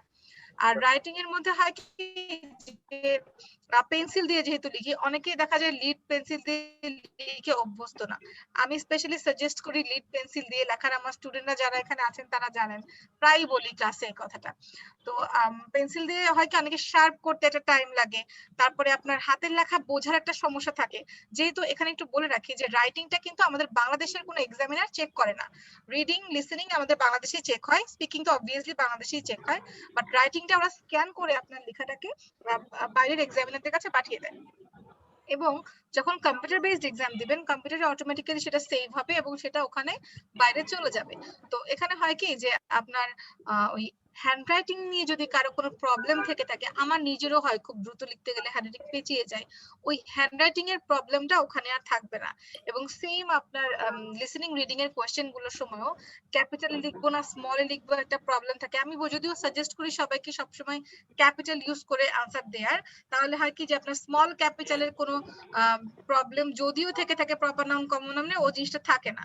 আর হাতের লেখাটা ক্যাপিটালে লিখলে মানে বেশি ভালো বোঝা যায় স্মল লেটারে লিখতে গিয়ে লেখার হ্যাঁ ম্যাম, থেকে। এখানেও একটা জিনিস বলবো, সেটা হচ্ছে হ্যাঁ ম্যাম আমাদেরকে মানে যখন আমাদের প্র্যাকটিস নিত তখন ম্যাম বলতো লিসনিং এর ক্ষেত্রে তোমরা অ্যান্সার গুলা সবগুলা ক্যাপিটালে লিখো। অনেক ওয়ার্ড এখন সবাই যদি স্মল লেটারে লেখো তাহলে কিছু কিছু ওয়ার্ড আছে যেটার ইনিশিয়ালটাই ক্যাপিটালে লিখতে হবে। যেমন একটা দেশের নাম যদি বলা লাগে কানাডা, দেন তোমার কানাডার সিটা কিন্তু ক্যাপিটাল লিখতে হবে। তুমি যদি স্মল লেটার লেখো তাহলে কিন্তু অ্যান্সারটা রং হবে। তো কম্পিউটার বেসের একটা সুবিধা কি, রিটেন রাইটিং বেসে কিন্তু একটা আমার অসুবিধা লাগতো যে ম্যাম আমি তো আমি তো লিখি যখন, তখন তো ম্যাম ক্যাপিটাল লেটারে তো নরমালি আমরা অ্যান্সার লিখি না। তো ম্যাম ক্যাপিটালে লিসনিং করতে করতে ক্যাপিটালে লিখতে আমার একটা ওয়ার্ড লিখতে নরমালি স্মল লেটারে যে টাইমটা লাগে ক্যাপিটালে একটু বেশি লাগে। তো ম্যাম এটা একটু ঝামেলা মনে হচ্ছে। তো ম্যাম বলতো একটু প্র্যাকটিস করতে থাকো হয়ে যায়। তা কম্পিউটার বেসের একটা সুবিধা কি, এখানে ক্যাপস লক অন করে তুমি যদি এখন লেখো তোমার সবগুলা লেটারই ক্যাপিটাল হবে। তো তোমার আলাদা আলাদা ভাবে কোনো লেটার ক্যাপিটালে লেখা লাগবে না। তো তুমি লিটারলি ক্যাপস লক অন করে লিসনিং রিডিং দুইটা পার্টি খালি অ্যান্সার লিখতে থাকবে, আর কোনো চিন্তা করা লাগবে না। সো এটা একটা ভালো দিক। একটা জিনিস রাইটিং এ হয় কি যে ওই ওয়ার্ড কাউন্টটা, অনেকে এটা ওয়ার্ড কাউন্টে প্রচুর সময় ব্যয় করে। একটা লাইন লিখে মানে প্রথম লাইনটা কাউন্ট করে তারপরে পরবর্তী গুলোর সাথে মাল্টিপ্লিকেশন করে, ইভেন আমার একবার হয়েছিল আমি মাল্টিপ্লিকেশনও ভুলে গিয়েছি। হয় কিন্তু বিকজ এক্সাম প্রেসার হিউজ একটা প্রেসার, 17,500 টাকা তো 1-2 টাকা না। আমি আচ্ছা ওয়ার্ড তো কাউন্টের ওই ব্যাপারে একটু বলি। হ্যাঁ দাঁড়া শিওর দাঁড়া আমার একটা জিনিস, আমার আমার চার্জ শেষ হয়ে যাবে, আমি আরেকটা জিনিস বলি। হ্যাঁ বল। অনলাইন বেস এক্সামে আরেকটা ভালো দিক হচ্ছে কি, এটা একটা হ্যাক, এটা নরমালি কোথাও বলা নাই বাট এটা আমি মানে বের করছি। সেটা হচ্ছে কি যে স্পেশালি রিডিং এর ক্ষেত্রে আপনি ধরেন আপনার আপনি এখন অ্যান্সার লিখবেন বা হ্যাঁ রিডিং এর ক্ষেত্রে আপনি এখন অ্যান্সার লিখবেন। এখন অনেক সময় হইতে পারে যারা ইংলিশে একটু উইক ওরা স্পেলিং মিস্টেক করতে পারে। সাপোজ জানা ওয়ার্ড বাট স্পেলিং মিস্টেক হইলে কিন্তু অ্যান্সার ভুল। সাপোজ একটা ওয়ার্ড লিখলো যে ডেজার্টেশন, এখন সে লেখলো ঠিক আছে অ্যান্সার ডেজার্টেশনই হবে বাট স্পেলিং ভুল করছে। এখন এখানে সুবিধা কি, রিডিংটার অ্যান্সার গুলো কিন্তু প্যাসেজেই থাকে, ডিরেক্ট ওয়ার্ডটাই প্যাসেজে থাকে। এখন কম্পিউটার বেজের একটা সুবিধা কি, আপনি যদি ওই ওয়ার্ডটাই প্যাসেজ খুঁজে বের করেন, আপনি ওই ওয়ার্ডটা মাউসের লেফট ক্লিক করে পুরোটাকে সিলেক্ট করবেন, দেন কন্ট্রোল সি চাপ দিয়ে কপি করবেন, দেন যেখানে ফিলিং দ্য ব্ল্যাঙ্কস ওখানে কন্ট্রোল ভি দিয়ে পেস্ট দিয়ে দিবেন। আপনার আর স্পেলিং এ কোনো ভুল হইলো না, একদম ঠিক স্পেলিংটাই বসাই দিতে পারবেন। তো এই একটা হ্যাক আপনারা যদি ইউজ করেন আপনার কম্পিউটার বেস আইএলটিএস ইউজ করতে পারবেন। ফাইয়াজের কাছে এবার জানতে চাবো যে ফাইয়াজ পেপার বেসড এক্সাম দিয়ে কি কি সুবিধা অসুবিধা আপনার কাছে মনে হয়েছে? অসুবিধা তো নাই ম্যাম। অসুবিধা বলতে আপনি যদি রেজাল্ট তাড়াতাড়ি চান তো ওইটা দেরি হবে। বাট এমনিতে কোনো অসুবিধা আমার মনে হয়নি। কজ পেপার বেসডই তো আমরা এতদিন দিয়ে আসছি। সো হুম অসুবিধার কিছু নাই। বাট একটা আছে আপনার, সেটা হচ্ছে এই ওয়ার্ড কাউন্ট, যেটা রাইটিং এ আমার নিজেরই হয়েছে এবং এই জন্যই মনে হয় আমার রাইটিং এ সবথেকে কম আসছে 6.5। তো আমার টাস্ক 1 এ 6.5 কিন্তু 150। অনেক ভালো স্কোর আমাদের দেশের স্টুডেন্টদের জন্য। 6.5 অনেক ভালো স্কোর। ম্যাম বাট আমার যে 6.5 অনেকেই আসে না, হ্যাঁ ম্যাম, 5.5 এর উপরে আসে না। আমার যে সমস্যাটা, না ম্যাম আপনি যদি আমার অন্যগুলোর সাথে দেখেন তো আমার রাইটিং এর সাথে, রাইট, তো এটা দ্যাটস আমি ট্রু। 7 ধরেন পেতামই, বাট টাস্ক 1 এ আমার যেটা হয়েছিল এটা মানে নরমালি ২ টা আপনার ইয়ে থাকে টাস্ক। তো ১ম টা আপনাকে ২০ মিনিটে লিখতে হবে হাইয়েস্ট, এবং 2nd টা হচ্ছে 40 মিনিটস দিবেন। এর মধ্যে ১০ মিনিট প্ল্যানিং করবেন, 30 মিনিটস লিখবেন। তো এই ফার্স্ট টাস্কে আমার কি হয়েছে, আমার আসছিল হচ্ছে প্রসেস, যে ওরা ২ ধরনের কিসের মাছ, প্রসেস ছিল? এটাই বলছি ম্যাম। মানে অনেক ধরনের মাছ কালেক্ট করে এটাকে ডিভাইড করে এবং একটা মেশিনের মাধ্যমে যাওয়ার পরে এটা প্রসেসড হয়ে অনেক জায়গায় আরকি, মানে এরকম আরকি একটা কিছু। তো এখানে আমার কোয়েশ্চেন দেখতে একটু ভুল হয়েছিল। তো এর ফলে আমার কি হয়েছে, আমার ৩ টা প্যারা লেখা শেষ। ইন্ট্রোডাকশন, ওভারভিউ, তারপরে 3rd নাম্বার যেটা ওটা লেখা শেষ। আমি 4th নাম্বার লিখবো। তখন আমি কোয়েশ্চেনে গিয়ে দেখি যে আল্লাহ, আমার কোয়েশ্চেন দেখতে ভুল হইছে। এর জন্য আমার পুরাটা মুছতে হইছে। তো মুছার ফলে কি হয়েছে, আমার এখানে মুছে আবার নতুন করে লিখতে হইছে। সো এখানে আমার ১০ মিনিট চলে গেছে। যে ১০ মিনিটটা আমি আমার টাস্ক 2 এর প্ল্যানিং এ দিতাম। সো এর জন্য কি হয়েছে, আপনার টাস্ক 1 এর থেকে কিন্তু আপনার টাস্ক 2 তে যে মার্কসটা ওটা কিন্তু টুয়াইস। সো আমি পরে ভাবলাম যে আমি যদি টাস্ক 1 এ আমার অলরেডি এক্সট্রা ১০ মিনিট চলে গেছে। আমি যদি টাস্ক 1 এ এখন আরো সময় দেই, আমার টাস্ক 2 ওদিকে আরো সমস্যা হবে। সো আমি অনেক তাড়াতাড়ি টাস্ক 1 টা শেষ করে দিলাম কোনমতে। বাট তাড়াতাড়ি শেষ করতে গিয়ে হচ্ছে আমার ওয়ার্ড 150 ওয়ার্ডস হয়নি। এটা আমি কেমনে বুঝলাম? আমি নরমালি যখন মক টেস্ট দিতাম তখন ১ম পেজ লেখার পরে 2nd পেজের ৪ ভাগের ৩ ভাগ লিখতাম সবসময়। বাট মেইন পরীক্ষায় আমার এই ভুলের জন্য আমার ১ম পেজ লেখার পরে আমার জাস্ট পরের পেজের কয়েকটা লাইনের মতো হয়েছে। সো আমি আন্দাজ করে দেখলাম যে আমার লাইক 146 ওয়ার্ড হয়েছে মেবি। সো আ আর যদি ওয়ার্ড কাউন্ট যদি কম হয় তার মানে আপনার টাস্ক অ্যাচিভমেন্টে ভালো মার্ক আসবে না। সো মেবি এইজন্যই 6.5 আসছে, জানি না আমি। সো এইটা হচ্ছে একটা ডিসঅ্যাডভান্টেজ রাইটিং এর ক্ষেত্রে পেপার বেসড এ।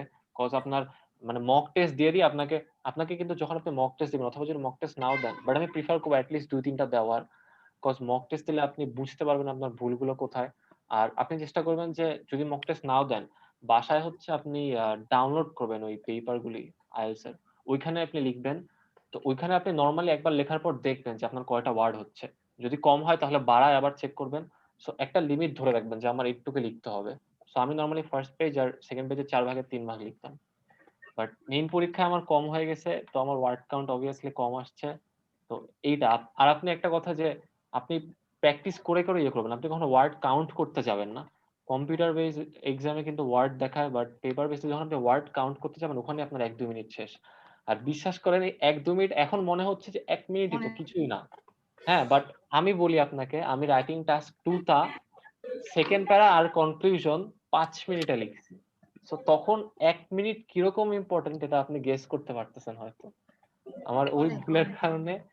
সো এই আপনি ওয়ার্ড কাউন্ট করে আলাদা সময় ইয়ে করবেন না। প্র্যাকটিস করে গেস করবেন যে কয়টা ওয়ার্ড হচ্ছে।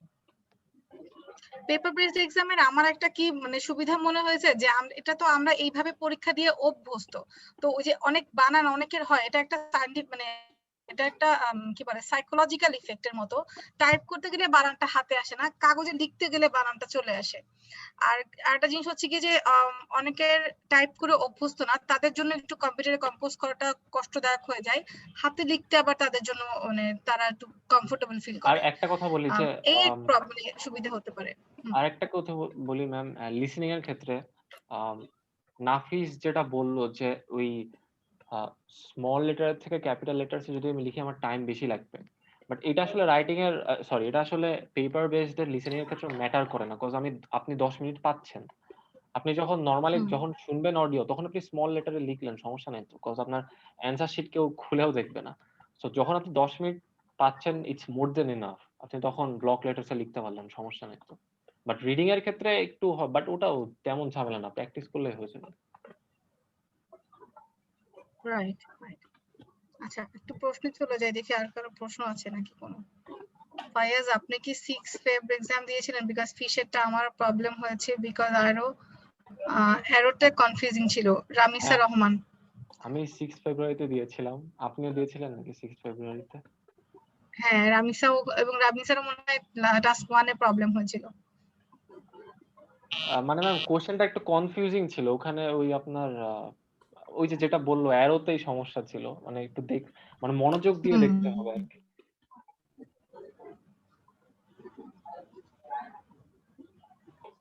আচ্ছা, এখন একটু জানতে চাই যে আপনারা তো মানে আইএস এর সমস্যা শেষ, আপনারা সমস্ত কান্ট্রিও সিলেক্ট করে ফেলেছেন কোথায় যাবেন, এবং খুব সম্ভবত আমি যত জানি স্কলারশিপ একটা নিয়ে কাজ করছেন, কোন স্কলারশিপে অ্যাপ্লাই করবেন কিছু, তো ওইটার কতদূর প্রসেস সেটা একটু আমি জানতে চাই, এবং আমার ভিউয়ার্সরাও আই বিলিভ জানতে চাচ্ছে।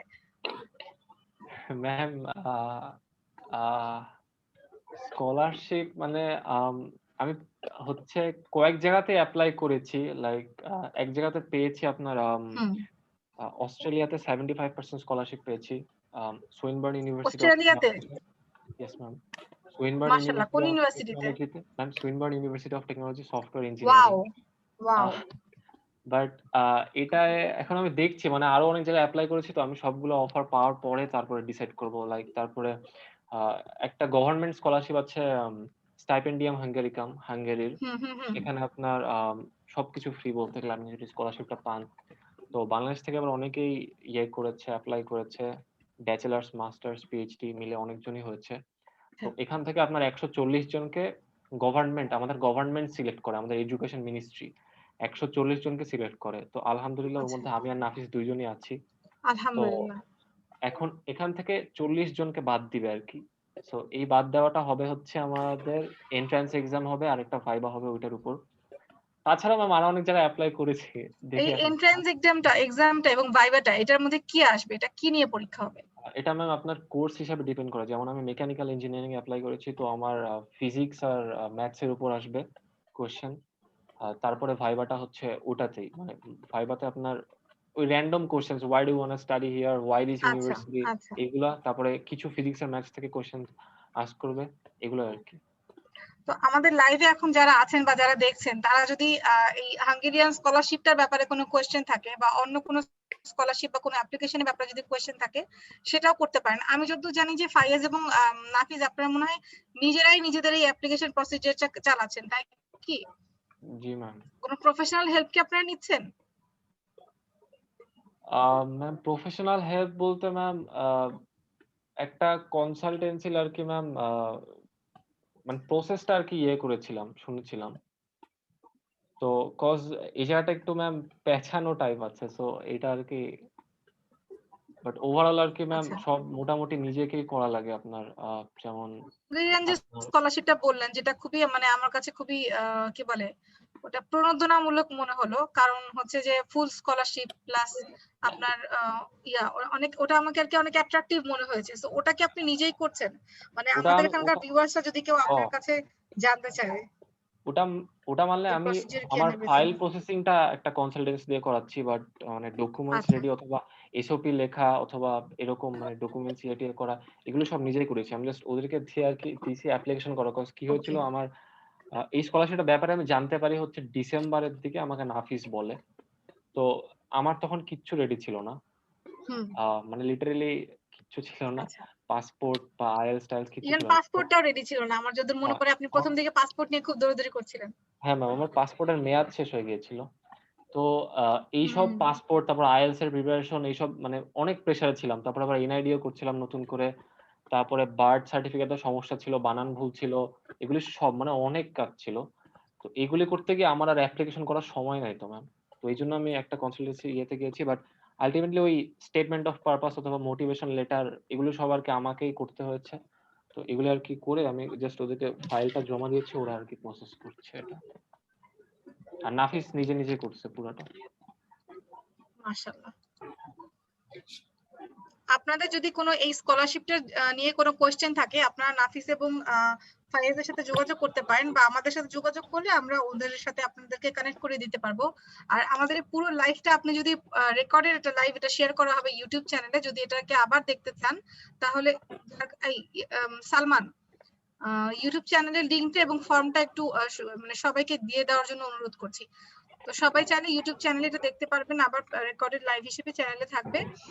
আরো যদি কারো কোনো কোয়েশ্চেন থাকে, একজন কোয়েশ্চেন করলেন যে স্মল লেটারে ক্যাপিটাল লেটারে আনসার দেওয়াটা, listening reading a small লেটারে answer দিতে কোনো প্রবলেম হবে কি? আচ্ছা, রিস্ক প্রবলেমটা কি, যে মনে করেন যেগুলো আমাদের প্রপার নাউন সেগুলোতে অনেক সময় হয় যে ক্যাপিটাল লেটার লিখতে হয়।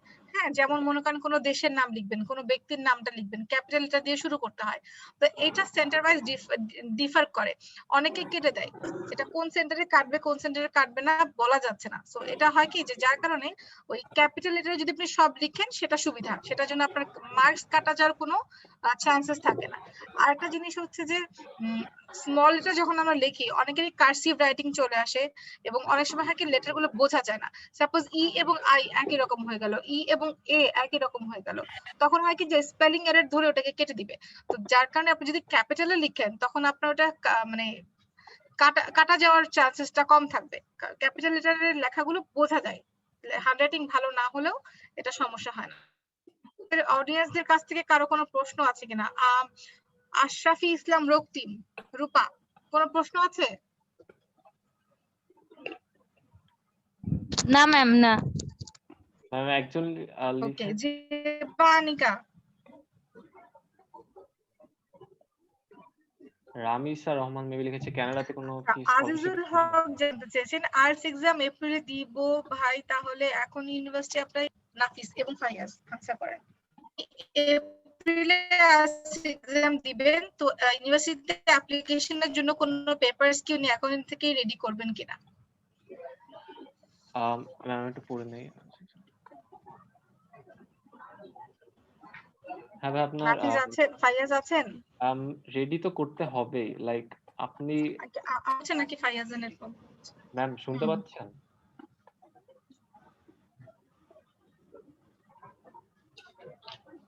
হ্যালো ম্যাম, শুনতে পাচ্ছেন?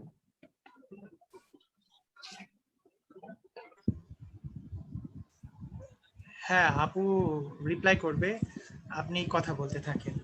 আচ্ছা, আইএলটিএস এক্সাম এপ্রিলে দিবেন তাহলে? হ্যাঁ, ইউনিভার্সিটির জন্য তো ভাই আপনার লাগবে ডকুমেন্টস, কজ আপনার পাসপোর্টটা ভ্যালিড থাকতে হবে। তারপরে আপনি যদি আন্ডার গ্রেডে অ্যাপ্লাই করেন আপনার এসএসসি এইচএসসি সার্টিফিকেট ট্রান্সক্রিপ্ট এগুলো রেডি রাখতে হবে। তারপরে পুলিশ ক্লিয়ারেন্স এখন অনেক দেশেই যাচ্ছে, এটা ইয়ে করবেন, বার্থ সার্টিফিকেট, তারপরে ব্যাংক স্টেটমেন্ট রাখতে হবে, এটা কান্ট্রি ওয়াইজ ডিপেন্ড করে। তো এটাই আর কি। এক্সামের পর আপনি করতে পারেন, বাট তখন আপনার অনেক ঝামেলা, মানে সব অনেক তাড়াতাড়ি করতে হবে। তো আপনি যদি এখন থেকে করে রাখেন, যেটা আমিও করেছিলাম, তো তাহলে আপনার পরে আর বেশি ঝামেলা হবে না। আপনি তখন আইএলটিএস দিয়ে আপনি স্কোর পেয়ে অ্যাপ্লাই করতে পারবেন। Emon Ahmed, how can I improve my overall reading skill? হ্যাঁ, একটা কথা সেটা হচ্ছে রিডিংটা না সব থেকে কঠিন। আর রিডিংটা ওভারঅল সাজেশন, মানে ওভারঅল আমি যেভাবে করছি, মানে ওভারঅলটা আমি আমার এক্সপেরিয়েন্স শেয়ার করতে পারছি না, কজ রিডিং এর সব কয়টা কোশ্চেনই আলাদা। এখন আপনি যদি স্পেসিফাই করে বলতেন কি টাইপ কোশ্চেনটা, আমি তাহলে ওইটা আমি কিভাবে করেছি আমি ওটা বলতে পারতাম। কজ লাইক ওটা আমি আগেও বলেছি যে রিডিং এর ক্ষেত্রে আপনার ধরেন একটা কোশ্চেনে আপনার আগে প্যাসেজ পড়তে হবে, আবার আরেকটা কোশ্চেন আপনার আগে কোয়েশ্চেন পড়তে হবে, সেটা ডিপেন্ড করে। বাট ওভারঅল যদি আপনি রিডিং এর কথা বলেন, তো আপনার ৩-৪টা জিনিসে আপনাকে মানে এক্সপার্ট হতে হবে। সেটা হচ্ছে আগেও বলেছি, সেটা হচ্ছে প্যারাফ্রেজিং বুঝতে হবে। একটা একটা সেন্টেন্স যে ওরা অন্যভাবে লিখেছে বাট ওটার মিনিং যে সেম, এটা বুঝতে হবে আপনাকে। তারপরে হচ্ছে আপনাকে স্কিম আর স্ক্যান করতে হবে। লাইক আপনি যদি হেডিং ম্যাচিং এর কথা বলি, আসলে অনেকে অনেকভাবে শিখে, বাট আমি যেটা করছি আমি সেটা বলি। লাইক অনেকে আর কি শুধু ফার্স্ট আর লাস্ট লাইন পড়ে, বাট আমার এটা দিয়ে হয়নি। সো আমি পুরোটাই পড়তাম। বাট পুরাটা পড়তাম তাই বলে এমন না যে সব লাইন বাই লাইন পড়তাম, আমি জাস্ট স্কিম করতাম। লাইক আমি just first to last just দেখতাম আর কি, মানে দেখার জন্য দেখতাম। লাইক ধরেন এ নাম্বার একটা প্যারা আছে, আমি জাস্ট 10 সেকেন্ডের মধ্যে আর কি ওটা একটা দেখে ফেলতাম, তো আমার একটা ওভারঅল আইডিয়া হয়ে যেত। এবং তারপরে স্ক্যান করতাম, তারপরে আমি কোশ্চেন পড়ে তারপরে আমি ওই ওয়ার্ডটা ওই অথবা ওই টাইপের ওয়ার্ড, আপনাদের সবসময় ওই ওয়ার্ডটা থাকবে তা না, আপনার সিনোনিম ওয়ার্ডও থাকতে পারে। সো আপনি ওই ওয়ার্ড অথবা ওই টাইপের ওয়ার্ড খোঁজার চেষ্টা করবেন, এটাকে বলে স্ক্যান। সো এইভাবে আর কি আপনাকে প্যারাফ্রেজিং বুঝতে হবে, স্কিম স্ক্যান বুঝতে হবে, এবং পারতে হবে ভালো করে। এবং আপনাকে যে সব ওয়ার্ড বুঝা লাগবে তা না। আপনাকে ধরেন আপনি একটা ওয়ার্ড বুঝতেছেন না, আপনার ফার্স্টে যেগুলো ওয়ার্ড আছে আর পরে যেগুলো ওয়ার্ড আছে এগুলি দিয়ে আপনাকে বুঝতে হবে যে এটা কি বুঝিয়েছে। এটাই আরকি।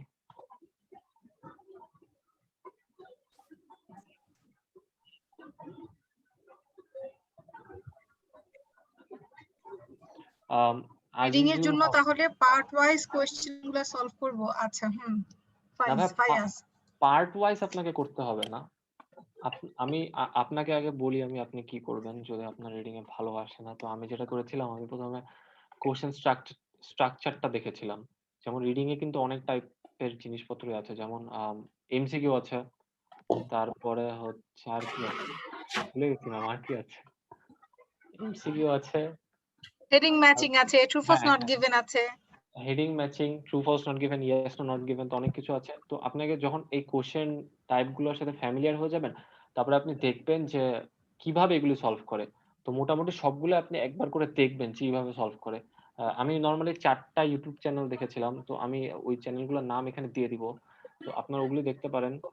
তো যখন আপনি শিখে মানে দেখবেন যে হ্যাঁ, আমার এগুলি এভাবে সলভ করতে হয়, তখন আপনি ক্যামব্রিজের অফিসিয়াল বই ফলো করবেন। লাইক আমার ক্ষেত্রে আমি 10 থেকে 15 কিনেছিলাম এবং আমি সবগুলা সলভও করিনি। জাস্ট আমার মনে হয় ১৬ না ১৮ টা টেস্ট দিয়েছিলাম। তো ওটাই আরকি সলভ করে আপনাকে বুঝতে হবে। মানে সব কিন্তু আপনাকে এক্সাম একসাথে দিতে হবে। মানে লাইক আপনি যখন রিডিং দিবেন, পুরা রিডিংটা একসাথে দিবেন। এমন না যে আপনি ট্রু ফলস আলাদা অথবা লিস্ট অফ হেডিং আলাদা দিচ্ছেন। যদি আপনি আলাদা, আলাদা করে শিখেন, ওটা হয়তো ২-৩ বার শিখতে পারেন। বাট আপনাকে ওভারঅল রিডিংটা তো মেইন এক্সামে দিতে হবে। সো ওইটা যদি শুরু থেকে প্র্যাকটিস করেন, আপনার টাইম ম্যানেজমেন্টটাও আপনি বুঝতে পারবেন এবং আপনার প্র্যাকটিসটাও হবে। এখানে একটা কথা আমি বলি, আমার মানে যেটা শুরু থেকে যারা শুরু করছেন, যে আর্টস করব চিন্তা করছেন বা নিজে নিজে প্রস্তুতি নিচ্ছেন, আপনি ছোট ছোট করে শুরু করেন। মনে করেন আজকে লিসেনিং একটা করেন বা আজকে রিডিং এর একটা কোশ্চেন প্যাটার্ন শুধু সলভ করেন, লাইক ট্রু ফলস নিয়ে বসেন। এক সপ্তাহ শুধু প্রতিটা প্যাসেজে ট্রু ফলস, তারপরে পরের সপ্তাহ হয়তো শুধু হেডিং ম্যাচিং সলভ করেন। ছোট ছোট করে আগান।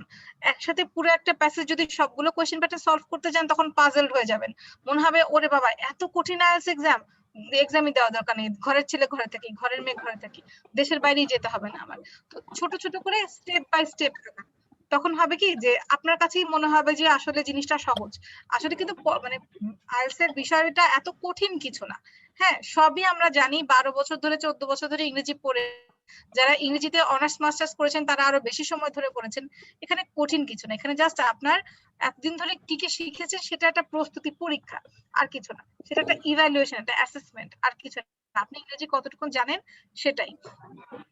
আইএলটিএস লিজ ফাস্ট ট্র্যাক, হ্যাঁ চ্যানেল আচ্ছা, গুলো হ্যাঁ না। ফাইয়াজ আসাদ ইয়াকুবের যদিও আমার প্রোনাউন্সিয়েশন নিয়ে যথেষ্ট ডাউট আছে, বাট ইটো আইএলটিএস খুবই ভালো একটা ওয়েবসাইট, খুবই ভালো একটা ওয়েবসাইট। আইএলটিএস লিজের রাইটিং এর ইয়েগুলো, সাজেশন গুলো খুব ভালো।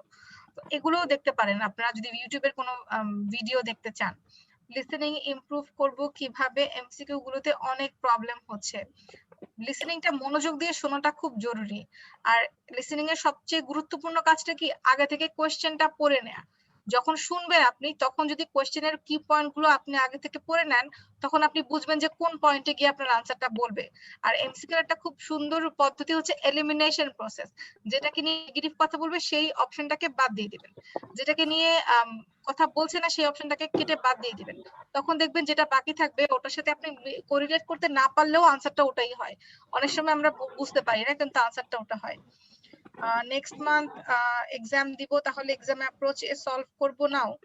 আচ্ছা, এটা আপনার প্রস্তুতি কয়দিনের, আপনি কি কি পড়েছেন, কতটুকুন জানেন, আপনার এখন কতটুকুন আসে পরীক্ষায়, মানে এখন পুরো একটা কোশ্চেন যদি সলভ করেন ঘুরে ধরে কতক্ষণ আসে সেটা ম্যাম, বোঝা যেত। একটা জিনিস হয় কি, রিডিং এর অনেকেই মনে করেন যে আমি নেক্সট, নেক্সট হ্যাঁ মান্থে ফাইয়াজ বলেন। এক্সাম দিলে তো এখন থেকে তো স্টার্ট করে দেওয়া উচিত অবভিয়াসলি এক্সাম অ্যাপ্রোচে। কজ না হলে আপনি নেক্সট মেইন মান্থে এক্সাম এক্সামে দিলে কিন্তু এখন সমস্যা আপনার হবে। মক টেস্ট দেওয়ার সময়। নেক্সট মান্থের হ্যাঁ, কয় তারিখ সেটা বললে বোঝা যেত, বাট মক টেস্ট না দিলেও আপনার ক্যামব্রিজ বই ফলো করে এক্সাম দিতে হবে অ্যাটলিস্ট। আচ্ছা, কেমব্রিজের বই আর মক টেস্টের কথা একটু বলি।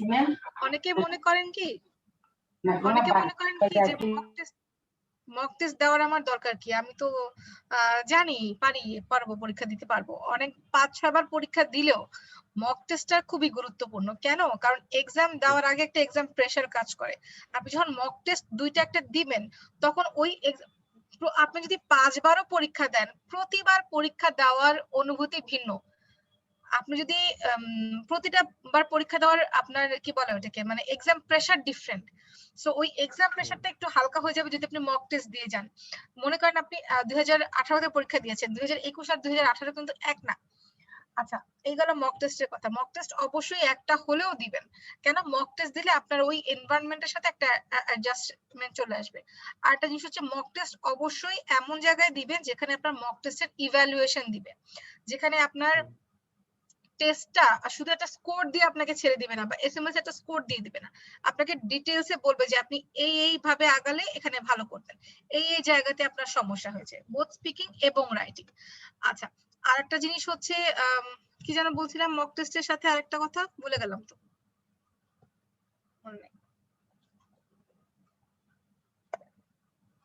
প্র্যাকটিসের একটা কথা বলছিলাম যে ঘড়ি ধরে ঘন্টা ধরে প্র্যাকটিস করাটা, অনেকে বলে যে আজকে 1 মাস পরে পরীক্ষা বা 10 দিন পরে পরীক্ষা, আমি আজকে একদিন পুরো 1 ঘন্টা ধরে প্র্যাকটিস করে ফেলাম, তখন দেখা গেল যে আমি 10টা কোশ্চেন পারলাম 40টার মধ্যে।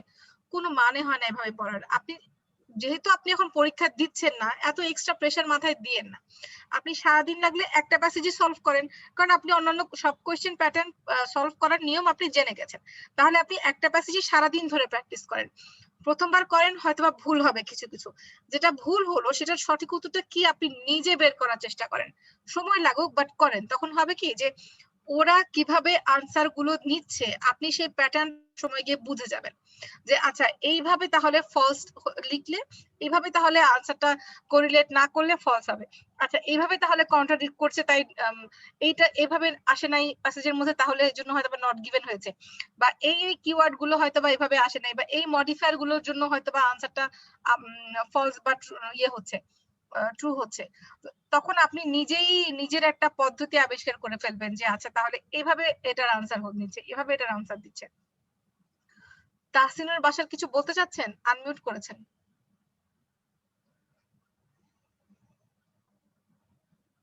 ওকে, যদি কারো কোনো প্রশ্ন চ্যাট বক্সে লিখতে পারেন, না হলে আমরা আমাদের লাইভটা এখন অলমোস্ট শেষের পর্যায়ে, যদি কারো কোনো কোয়েশ্চেন থাকে তাহলে জিজ্ঞেস করতে পারেন। নাফিসের বোধহয় মোবাইল সুইচ অফ হয়ে গিয়েছে, যার কারণে ওনাকে আমরা এখন দেখতে পাচ্ছি না অনলাইনে। আচ্ছা ফাইয়াজ, আপনার কি কোনো মানে কোন লাস্ট কোন সাজেশন আছে আমাদের ভিউয়ার্সদের জন্য, যারা লাইভ জয়েন করেছেন এবং যারা পরবর্তীতে লাইভটা রেকর্ডেড অবস্থায় দেখবেন?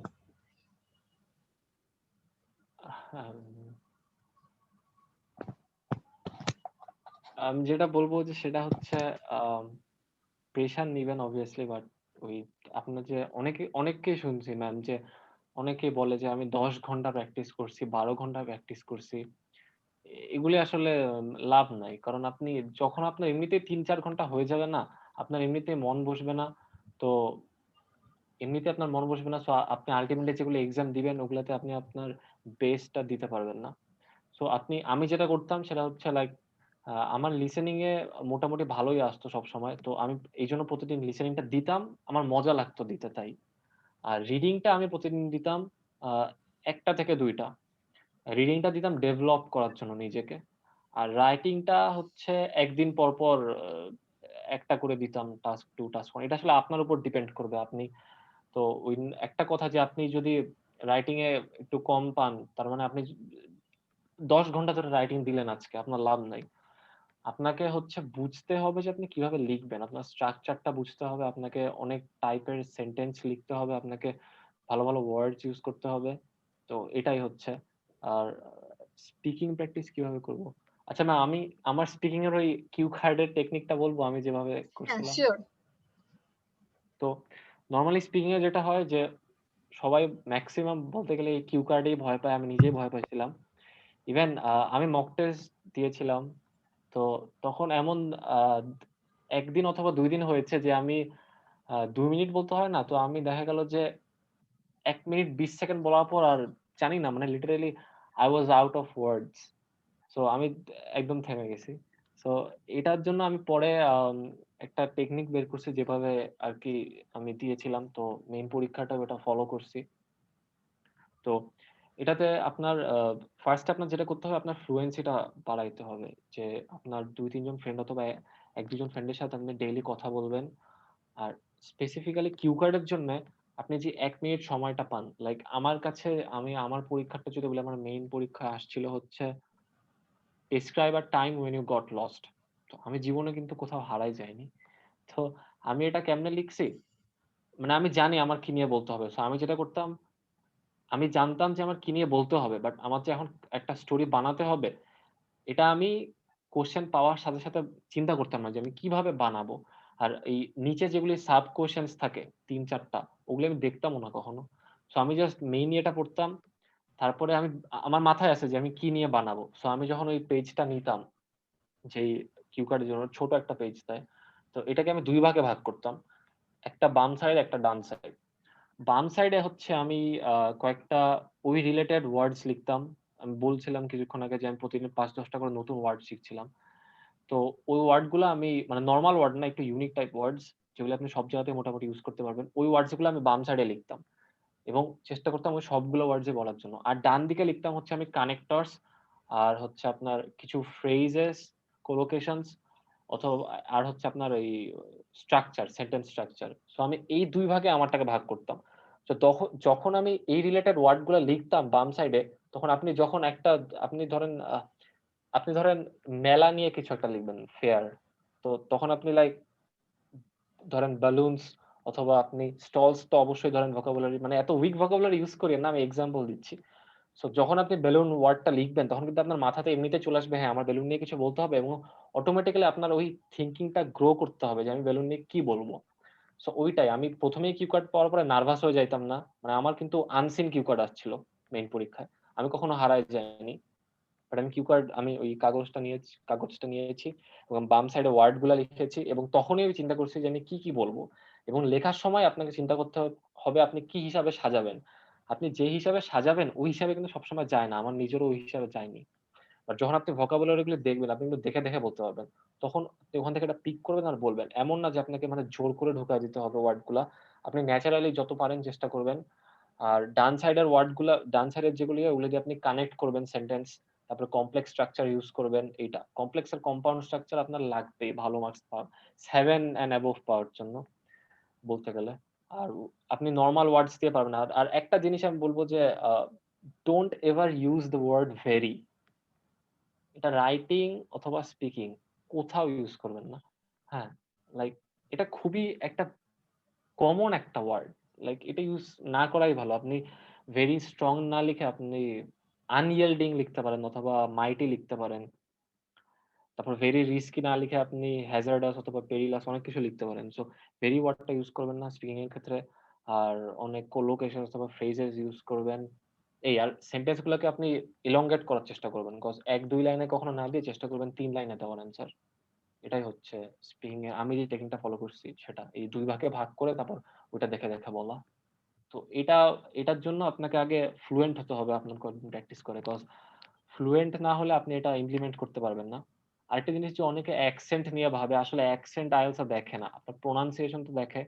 তো আপনি যদি লাইক বাজেটকে বার্ডগেট বলেন ওটা তো হবে না। তো আপনার অ্যাকসেন্টের উপর অতটা জোর না দিয়ে আপনি ফ্লুয়েন্সির উপরে জোর দিলে আমার মতে ভালো হবে। এটাই। আর টাইম ম্যানেজমেন্টটা খেয়াল রাখবেন। আপনি যখন ক্যামব্রিজ বই সলভ করবেন যেকোনো ক্ষেত্রেই, টাইম ম্যানেজমেন্টটা আপনি চেষ্টা করবেন আপনার যেটা ধরে রাখছেন ওটার থেকে ১-২ মিনিট কমে শেষ করার। তাহলে আপনার প্র্যাকটিস হবে আরকি। বাট মেইন এক্সামে তাহলে আপনার মানে ইয়ে হবে না। কজ আমি পেপার বেস যেহেতু দিয়েছিলাম আমার ৪ টা পেন্সিল নিয়ে গেছিলাম। ৪ টা পেন্সিল আমার ৪ টা পেন্সিলই একটু পরপর শার্প করতে হচ্ছিল। প্লাস ইরেজার দিয়েও মুছতে হচ্ছিল। সো এখানে ১-২ মিনিট কিন্তু চলে যায়। সো আপনি চেষ্টা করবেন ১-২ মিনিট একটু ১৫ মিনিট ধরে রাখলে আপনি ১৩ মিনিট ১২ মিনিটে শেষ করার চেষ্টা করবেন রিডিং এর ক্ষেত্রে ফার্স্ট প্যাসেজ যেটা। এটাই।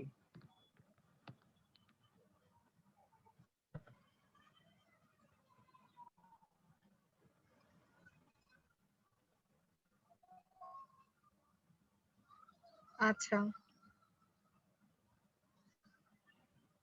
না, আইএলটিএস এ কোনো নেগেটিভ মার্কিং এর ব্যাপার নাই রামিসা, কিন্তু হ্যান্ডরাইটিং যদি না বুঝে তখন সে মার্ক দিবে কিসের উপরে? হুম। সো হ্যান্ডরাইটিংটার ব্যাপারে অবশ্যই আমাদের সতর্ক থাকতে হবে, যার কারণে লেখার প্র্যাকটিস লিখতে হবে, অনেক হাতে লিখতে হবে। আর পাংচুয়েশন মার্কস এর উপরে একটু যদি জোর কারো দিন। মিলে যায় ই আর আই মিলে যায়, ও ব্যাপারে লেখার সময় সতর্ক থাকতে হবে। তবে ই আর আই এর ব্যাপারে খুব সমস্যা হবে তা না, তবে অনেকের আছে যে হাতের লেখা একদমই বোঝা যায় না, অনেকের এমন আছে, অনেকের আমি পেয়েছি। তো ওই সময় হয় কি যে ওই হাতের লেখাগুলা মানে মার্কিং দিতে পারে না, কিভাবে মার্কিং দিবে? নাম্বার কাটে, স্পেলিং এর হয় তখন অনেক বেশি। আমরা আমাদের লাইভের একদমই শেষ পর্যায়ে, সো যদি কারো কোনো জানার প্রশ্ন থাকে তাহলে একটু মেহেরবানি করে কোশ্চেন গুলো চ্যাট বক্সে লিখে দিবেন। আচ্ছা, আমি আমার ফেসবুক প্রফেশনাল অ্যাকাউন্টের লিংক শেয়ার করছি চ্যাট বক্সে। যদি কেউ আমার সাথে পার্সোনালি কোনো যোগাযোগ করতে চান বা কোনো কোয়েরিজ থাকে আপনাদের, তাহলে আপনারা আমাকে ইনবক্স করতে পারেন সরাসরি। সালমান আইএলটিএস লার্নিং সেন্টারের লিংকটা একটু দিয়ে দিবা? জি, দিয়েছে ম্যাম উপরে। আমরা আমাদের ওয়েবসাইটের ঠিকানা দিয়েছি, আমরা এখানে চাইলে আবারও দিয়ে দিব। আর আইএলটিএস অ্যাসপাইরেন্টস অফ বাংলাদেশ যে গ্রুপটা আমাদের, সেই গ্রুপটায় আমরা আইএলটিএস এর অনেক মানে যাবতীয় রিসেন্ট ডকুমেন্টস গুলো আপলোড করা থাকে এবং কিছু রিকোয়ার্ড বুকস গুলো আপলোড করা থাকে। আমাদের পরবর্তী ব্যাচেরও আপনারা ডিটেলস ওখানে পাবেন। তো এই গ্রুপটারও লিংক আমি দিয়ে রেখেছি, যদি কেউ আইএলটিএস সম্পর্কে প্র্যাকটিস যারা করছেন তারা যদি কোনো ডকুমেন্টস বা কোনো ডিটেলস জানতে চান, তাহলে বুকস গুলো এই গ্রুপের ফাইল সেকশনে বুকস গুলো পাবেন, লাইক মার্কারের রিসেন্ট যে কিউ কার্ড গুলো, তারপরে আইএলটিএস এর যেসব ভোকাবুলারিজ বুকগুলো, রাইটিং এর যে বইগুলো, অনেক বইয়ের ইয়ে আছে, ডিটেলস এখানে পাবেন, আই মিন পিডিএফ কপি গুলো এখানে পাবেন। রাইটিং প্র্যাকটিসের জন্য লাস্ট কয়েকটা প্রসেস বলে দিন কাইন্ডলি। Task 1, task 2। আচ্ছা, রাইটিং প্র্যাকটিসের প্রসেসটা আসলে এটা আসলে একদিনে তো রাইটিং এর প্র্যাকটিসের প্রসেস হওয়া সম্ভব না, বাট আপনি একটা কাজ করতে পারেন। আপনি কি এখন নিজে প্রস্তুতি নিচ্ছেন নাকি পরীক্ষা সামনে দিবেন, নাকি জাস্ট আইএলটিএস এর প্রস্তুতি শুরু করছেন, সেটা যদি একটু লিখে দিতেন তাহলে সুবিধা হতো। আচ্ছা, জিনিসটা কি যে কোয়েশ্চেন ধরে ধরে কোয়েশ্চেনে যে বিষয়গুলো চাচ্ছে সেই বিষয়গুলো আপনার লেখার মধ্যে আছে কিনা। আমাদের স্টুডেন্টদের যেই কারণে মার্কস সবচেয়ে কম আসে সেটা হচ্ছে টাস্ক অ্যাচিভমেন্ট আর হচ্ছে কোহেরেন্স। তাদের কোয়েশ্চেনে যেটা চায় সেটা তারা লিখে না। এবং আরেকটা জিনিস হচ্ছে কোহেরেন্সটা কেন বলছি, মানে তারা যে লেখাটা লিখে সেটার মধ্যে লেখার মধ্যে সামঞ্জস্য নাই। তো ওই কোহেরেন্সটা এবং টাস্ক অ্যাচিভমেন্টটা আমাদের ফুলফিল করতে হবে। সো প্রথমত আপনি জাস্ট এতটুকু অ্যাসিওর করেন প্রশ্নে যে পার্ট গুলো চেয়েছে সেগুলো পুরোপুরি আপনি আপনার লেখার মধ্যে এনেছেন কিনা। কোয়েশ্চেনের প্রতিটা পার্ট আপনার লেখার মধ্যে আনসার আছে কিনা সেটা একটু খেয়াল রাখবেন।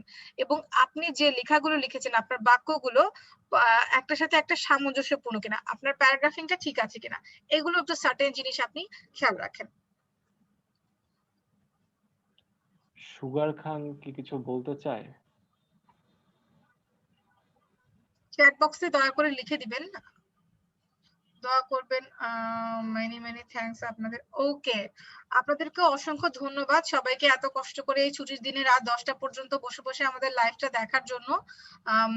আপনারা নিজেদের মধ্যে লাইভটা শেয়ার করে দিবেন আপনাদের ফ্রেন্ডস এন্ড ফ্যামিলিজ এর মধ্যে, যদি কেউ প্র্যাকটিস করতে থাকে, যদি কেউ আইএলটিএস এর প্রিপারেশন নিতে থাকে। আর বললাম তো, যদি কারো কোনো আইএলটিএস এর প্রশ্ন থাকে বা কোনো রিকোয়ারমেন্টস থাকে তাহলে আপনি আমার সাথে ইনবক্সে সরাসরি যোগাযোগ করতে পারেন।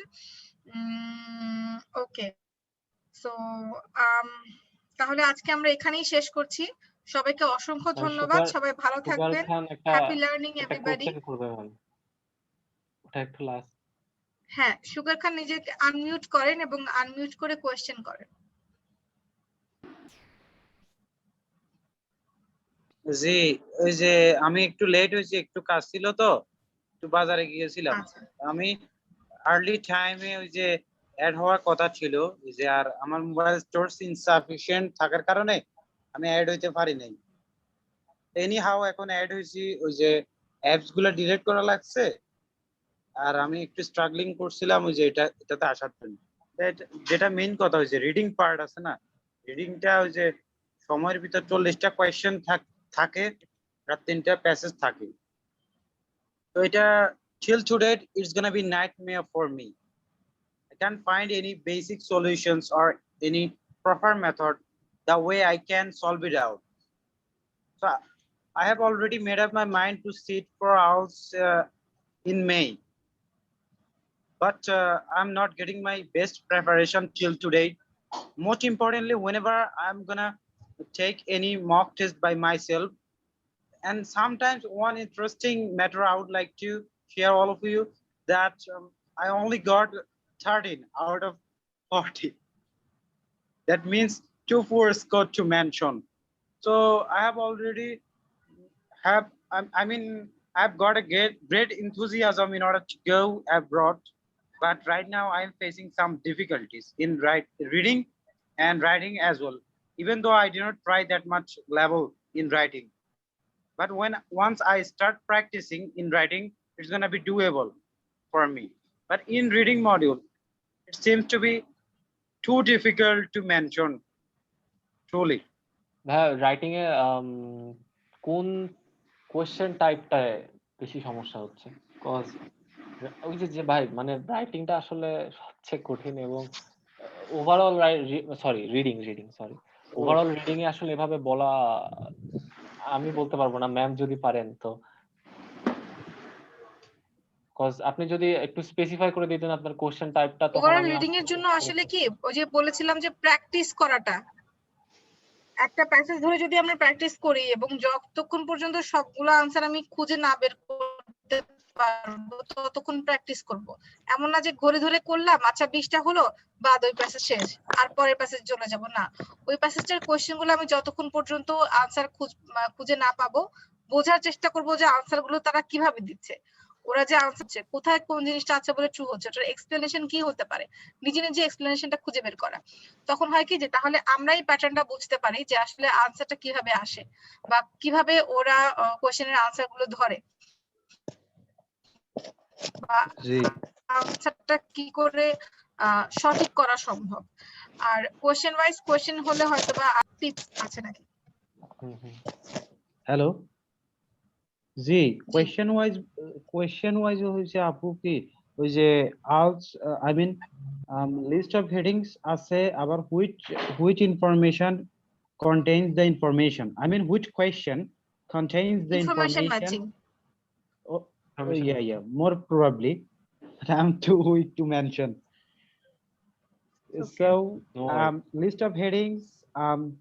মানে ব্যাপারটা হলো কি, মানে ওই যে স্টিপুলেটেড আমাদের যে লিমিটেড টাইমটা, ওইটাতে আসলে অ্যানসার গুলো করা যারা 7+5 রিডিং এ, মানে ওই যে স্ট্র্যাটেজি কি আসলে আমি সত্যি কথা বলতে কি ওই যে ভোকাবুলারি যেটা ওই যে শব্দের অর্থ কিন্তু বেশিরভাগই বুঝি, কিন্তু এই যে প্যাসেজে তারপরে স্ট্রাগল করতেছি। কি নিয়ে স্ট্রাগল করছেন? এই যে বলতেছি যে ওই যে রিডিং এ ভোকাবুলারি জানা সত্ত্বেও স্ট্রাগল করতেছি, ওই যে ট্রুলি মিনিংটা কখনো কখনো দেখি যে কিওয়ার্ড দইরা মানে কিওয়ার্ডটা ফলো করেই করা হয় কখনো কখনো, আবার কখনো কখনো দেখা যায় যে ওভারঅল মিনিং। আবার আমাদের ইনস্ট্রাক্টর একজন বলছিল নাকি ফার্স্ট লাইন থেকে অ্যানসার খুঁজে পাওয়া যায় লিস্ট অফ হেডিংস, এটা ট্রুলি মিনিং নাকি আমি আসলে এটা এখনো প্রমাণ পাইনি পুরোপুরি।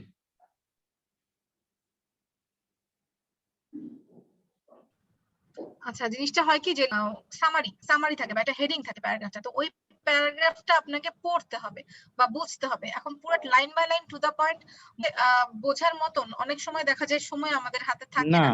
তো সেক্ষেত্রে আমরা করি কি কিওয়ার্ড গুলো ধরে, ইয়েস, কিওয়ার্ড গুলো আইডেন্টিফাই করে প্যাসেজের একটা জিস্ট বের করার চেষ্টা করি যে প্যাসেজ এই প্যারাগ্রাফটা আসলে কি বলতে চাচ্ছে। তারপরে ওই মিনিংটার সাথে ওই অর্থটার সাথে আমরা হেডিং এ ম্যাচ করাই যে কোন হেডিংটা এই প্যাসেজের এই প্যারাগ্রাফটার হেডিং হতে পারে বা সামারি হতে পারে। সেক্ষেত্রে আপনি একটা কাজ করতে পারেন, যখন আপনি বাসায় প্র্যাকটিস করছেন, আপনি যখন রিডিং প্যাসেজ ধরলেন হয়তো 5টা প্যারাগ্রাফ আছে, আপনি প্রতিটা প্যারাগ্রাফের অর্থ বাংলায় একটা বাক্য এই প্যারাগ্রাফটা কি নিয়ে কথা বলছে আপনি পাশে লিখে রাখেন। তখন যখন হেডিংটা সলভ করবেন তখন এই হেডিংটার সাথে ওই বাংলার বাক্যটা মিলিয়ে নিতে পারবেন যে আসলে ওখানে কি বলছে এখানে কি হচ্ছে।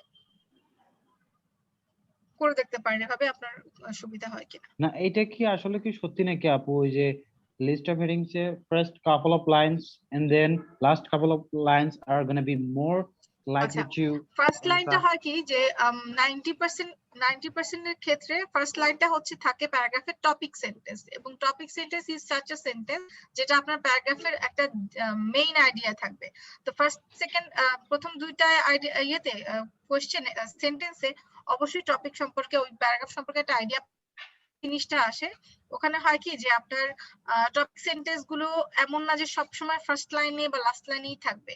সো আমি সাজেস্ট করব যদি ছোট প্যারাগ্রাফ থাকে পুরো প্যারাগ্রাফটা একটু স্কিম রিড করেন, যদি বড় প্যারাগ্রাফ থাকে তাহলে হাফ অফ দ্য প্যারাগ্রাফ বা তার একটু বেশি আপনি স্কিম রিড করেন।